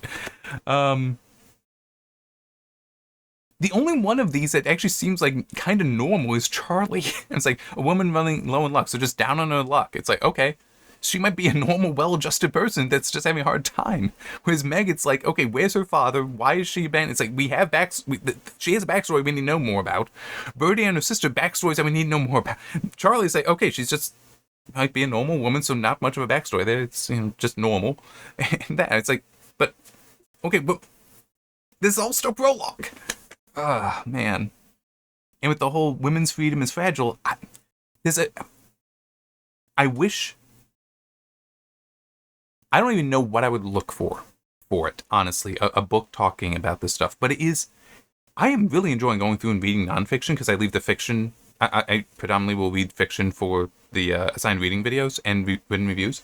So I'm reading fiction. It is fascinating to read some of it because, I'm reading nonfiction, because there's a lot of stuff that is false. There's a lot of history that's taught in schools and repeated in media like this, or potentially like this, that it's just false. Like this whole, it's like the women's freedom is fragile. It's like, okay, but it might be if we actually look back, it's like, no, that's not true at all. You're projecting an image on there because you want to say, oh, that was horrible. So then you say, this is good. Or even saying that, oh, this is horrible. It's always been horrible. So now I want this. And so I'm claiming power over this so you will help me. But it's like, well, no, it might be lies. That you're continuing here. And it's like, if we actually started looking at it, it's like, well, actually, it wasn't necessarily. Like, one thing, crap, I don't remember the years, but the whole 19th Amendment with women getting the right to vote. One thing that I'd seen some point out a few months ago was that you do realize men only got with universal men's suffrage only happened like a couple decades prior. It's like people forget that as well. It's like that's a very important context. That it's not women were denied the right to vote. It's like men were also. That was also very recent for when they were trying to get the right to vote as well. So it's like, but you forget that. So, men had all the power. It's like, no, it wasn't even all men. I'm not sure, but let's just say it was landowners, which potentially could also be women. Although I could believe there might have been a woman couldn't like buy the land, but maybe if she were a widow, she would keep it and have certain rights. I'm not sure on that, but it's still the situation was not men could vote and women couldn't. It's like, no, not all men could vote. It's also like with slavery. People will talk about how, that's only in white men. It's like, no, there are also black men that own slaves in America. Yeah, and it's also like the numbers. And it's like, what was it? That even at the time of the Civil War, only like 2% of the South, only like 2% of them, of the men in the South were slave owners. It's like, that's how small the committers of slavery were. Obviously, the number of slaves would be higher. But still, it's like, you do forget that, and people would just then say that, it was only and completely about slavery, and that everyone fighting for the Confederacy was pro-slavery and they were slave owners. No, it would have been the gross minority of them that were actually slave owners. There were many other things involved there. Slavery was still a big one. Don't get me wrong. It was still a big issue for what led to the Confederacy seeding. Or trying to seed, technically. But there were other things as well. It's far more complex. But yeah, it's just like... I do also have a certain concern here that what it's trying to portray as the time period might not be accurate. It might be what somebody today wants to believe the past was, because it validates them today. Versus what it actually is. So it's... But yeah, it's... But it's... So there's that, which it's not a hard red flag, it's more a soft red flag, but it's more so the whole... Where's her father? What is this backstory for her? It's like... So is the sister left the family behind? And you're just... Well, yeah, no, it has to be, because unmarried, so presumably Birdie doesn't have family. So yeah, the sister left her behind. So Birdie's just going to try to bring her back. It's like, okay. It's still, it's like, why did she choose it? And also then, her sister's a more interesting character than not Birdie. Yeah, that's actually true. Why would I care about Birdie? I got nothing on her. She's unmarried and outspoken. Okay, so what? Why would I follow her on an adventure? Socialite sister who abandoned her family, who's struggling, and it's like, and her sister's seemingly charmed life is a tapestry. That's an interesting character. I could follow a story with that. Why would I care about Birdie? So again, it's like nothing here. I need more backstory to have any interest in this character. Need more backstory for any interest in this character. And then there's Charlie, who's like, this will just be a normal woman that's down on her luck. Okay, there's already something interesting there, because I can connect with that. I can be interested in her. Because, like, okay, I understand that. I was talking about chronically unemployed before. Down on your luck. I know that. I can connect with somebody in that situation. And who's otherwise normal. It's like, I can do that. But you're giving me one person that's maybe interesting to me. The other two I don't care about. Is this just my man's view, and just a woman reading this would be more interested? I don't know. I don't know, but I've been ranting and rambling long enough. Let's get to this last one. At 2:04:25 about. All right. Oh, and how that is Calamity Club. Calamity Club. I don't quite know. All right, and I'll be honest. Part of the reason why I picked this one was just remembering King Sorrow. Which, did I mention? I know I've done a recording since. I did actually buy a copy. It's on Kobo, as I recall. But I did buy a copy, so I will read that at some point. Yeah, let's look at this. King of Gluttony. Kings of Sin, Book 6. Okay, so this is a series going through the different 7 deadly sins, I would assume. But I got the title, the cover makes no sense. It doesn't, because, like, okay, what does gluttony have to do with an envelope burning? I mean, rage, wrath, that I could see. Because that you would associate that with fire, but just it, and the pen is that it's okay. What does it have to do with anything? It was like King of Sorrow. It still is like the title didn't make a lot of sense. Wasn't it King Sorrow? Hang on. Yeah, sorry, King Sorrow. It's like, okay, that's a little bit odd, but at least you are referring to specific king and a specific person. But it's like the cover is like I love that cover. Covers I pulled out so much, and then it's like read the blurb. It's like, wow, it all matches up. So yeah, she's his greatest rival and his greatest weakness. Okay, just pausing right there. That tells me love story. Greatest rival, greatest weakness. So it's like she's constantly like my competitor, but I love her and she can make me do whatever she wants. I mean, it's like that's a very old kind of love story. Yeah, but that first line, that's immediately what I'm getting from it. Not saying that is good or bad. That's just that first impression. Setting that expectation. Handsome, talented, and beloved by almost everyone, Sebastian Lund is used to being on top. Heir to a culinary empire, his sharp instincts and effortless charm have made him a legend. Okay, I'm sorry, I'm definitely thinking this has been towards him because, like, he's so amazing and he loves her so much. It's like, oh, God. Alright. What people don't see are the demons lurking beneath his golden boy facade. There's only one person who's come close to knowing the real him, Maya Osun, his childhood rival and secret obsession. She's also the only one who's ever successfully challenged him. He can't stand her, but if that's true, why can't he stop thinking about her? Seriously, why not? You love her. I mean, this is obvious, isn't it? It's like, okay, so it's basically childhood friends. So, well, childhood rivals. So it's like they grew up knowing each other. He's made it big, but he's kind of fake because he also knows that she's better. And maybe she has a different life. And it's like, it could be like he's gone off and formed this culinary empire while she grew up, got married, and is just having that kind of life. And it's like, it's that whole the best revenge is a life well lived kind of thing. It's like so she doesn't think about him because she doesn't need to. She's happy where she is. And he might be like, I've achieved all this, but I'm still not happy. Yeah, and it's like, damn you, because it's like, why? What do you, why? I forgot that I even know you. Or maybe it's like, yeah, I follow your stuff, and hey, I want to see you doing the best you can, kind of thing. It's something like that. It's like, he's got this grievance that he's just attached himself to, which is not a healthy thing to do, but let's continue. Smart, witty, and competitive to a fault, top marketing executive Mary Singh is used to winning, unless her opponent is Sebastian. It's something that's infuriated and motivated her entire life. So when a series of unfortunate events forces her to work with her sworn enemy, she's determined to one-up him and show that the world who's the best once and for all. Okay? What she didn't count on, not hating their time together. To her horror, she might even like it. Might be a thin line between love and hate. No. I will grant that they are both passions, you might say, but no, that's not a thin line. That's one line she'll never cross, not with him, not ever. I mean, yeah, King of Gluttony is a steamy childhood rivals to lovers, forced to proximity billionaire romance. This book 6 is, I mean, it's like, yeah,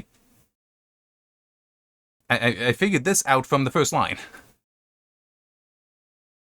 It's like, which don't get me wrong. Do not get me wrong. I'm glad these stories exist. Well, how steamy does it really need to be? I mean, it's like, because some steam can obscure a good story, I guess is a way to put it. It's just, okay. This isn't the kind of story I would need, but at least I will grant this, that if this is the kind of story you want, there's nothing here, to me, that's kind of a red flag. I will grant one thing that I do find a little odd is the whole, he's... Oh no, he's the heir to culinary empire. Okay. Okay, I guess we don't know then what he's doing. So we don't necessarily know that he's working. But she is. Okay, but it's... Yeah. I was really hoping for something more interesting than this. From that title, King of Gluttony. It just... Yeah, it seems kinda... I'm trying to think of the right word. I'm tempted to say it's the wrong word, though. It is the wrong word to say generic. Because that can bring negative connotations. I have no reason to believe that there's negative connotations here. At least for the rivals to lovers aspect. I have no reason to believe that that's the case. This could be a good example. This could be a bad example. I don't know. And I can't think of what a more neutral word is than well, for generic. The only thing that concerns me is that. Because it's like I said, Steam can obscure a good story. And that's why, like for my stories, it's like if it's necessary for telling the story, it'll be there. If it's not, I cut it out. Because if it doesn't help the story, it has no purpose. So yeah. One other thing that I will grant, just to criticize the blurb a little bit more, this structure where it's like first we've got the one thing just focused on him, and then the other thing with the other perspective and how there are certain reflections there across that line. I'm good with this. It legitimately is this book does not connect with me. What it's telling me doesn't connect with me at all. I have no interest in reading this. And the cover makes no sense with any of this, okay? The cover's lousy, as far as that is concerned. But I got no complaints here. This is, everything is looking well done. Well constructed for the blurb. Yeah, I mean, I have no objections. I have no true criticisms. Oh, it should be... Nothing like that there. It's the cover, though. It's the cover. So what does this have to do with anything? As a King of Gluttony, it's like, okay, it's part of this King of Sin series, whatever. But what... Let's try looking at others. Okay, so now we've got a ring, feathers, flower, a watch, so it's either jewel or something like a vial of perfume. There we go. And we don't have a cover image yet for here. But notice, we don't have this cover image, but it's still this is better than the Barnes and Noble no cover yet. Because this is like, okay, yeah, there's no cover. I got that. The other, it's like you're trying to tell me, so I was expecting this version. But it's just... Yeah, so there's nothing here where King of Gluttony at all ties in with this, with what we're seeing there. It's a letter. I was like, wrath and a ring doesn't necessarily go together. Pride with feathers, I mean, kind of, because peacocking. Greed, and it is a golden flower, so it is like, oh, I need to have that. Sloth with, it's a clock, so time running out. Envy, and it's green. Green is often associated with envy. Is also, but here, let me actually look a little bit closer at this. Okay, it is also seemingly breaking, so, because that can be one thing that's happened with envy, is you obsess and grab for it so much you end up destroying things. So it's like, I mean, those covers make some sense, at least, for at least the titles. I'm not reading the descriptions. This makes no sense. That has nothing to do with gluttony. So, yeah, the cover is definitely poor to bad. But the blurb, I mean, yeah, there's no red flag there. There's none at all. I'm not interested in it, but if I knew somebody that was like, oh, this sounds interesting, hey, good for you. But I couldn't object. It's not like, what was it? The Strangers.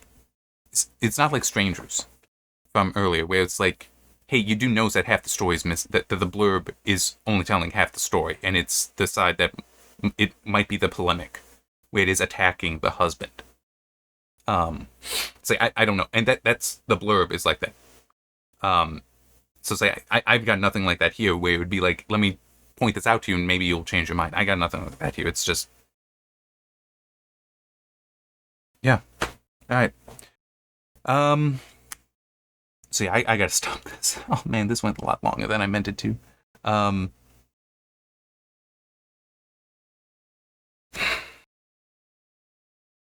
Yeah, I got nothing.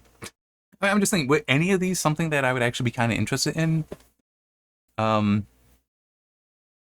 closest would be the Vanishing Cherry Blossom Bookshop. That's the closest. Not really though. I need to know more before I'd spend any money on that. Or time. I'm sorry, but if it is like a Fantasy Island kind of story, that it's like, okay, at the right price, I could do that. Nothing else connected with me at all in a way that would make me want to even remember long enough to consider it in the future. Yeah. All right, so going to stop this, and I guess I will see you in a month. I'm still working on the, well, I don't feel like rolling that far away.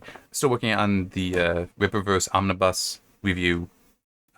It's just, I don't always have a lot of time, and please bear with me. It's over 1,300 pages long. It takes a while to go through. All right.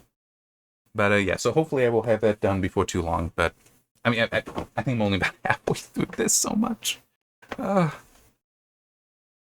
See you next time.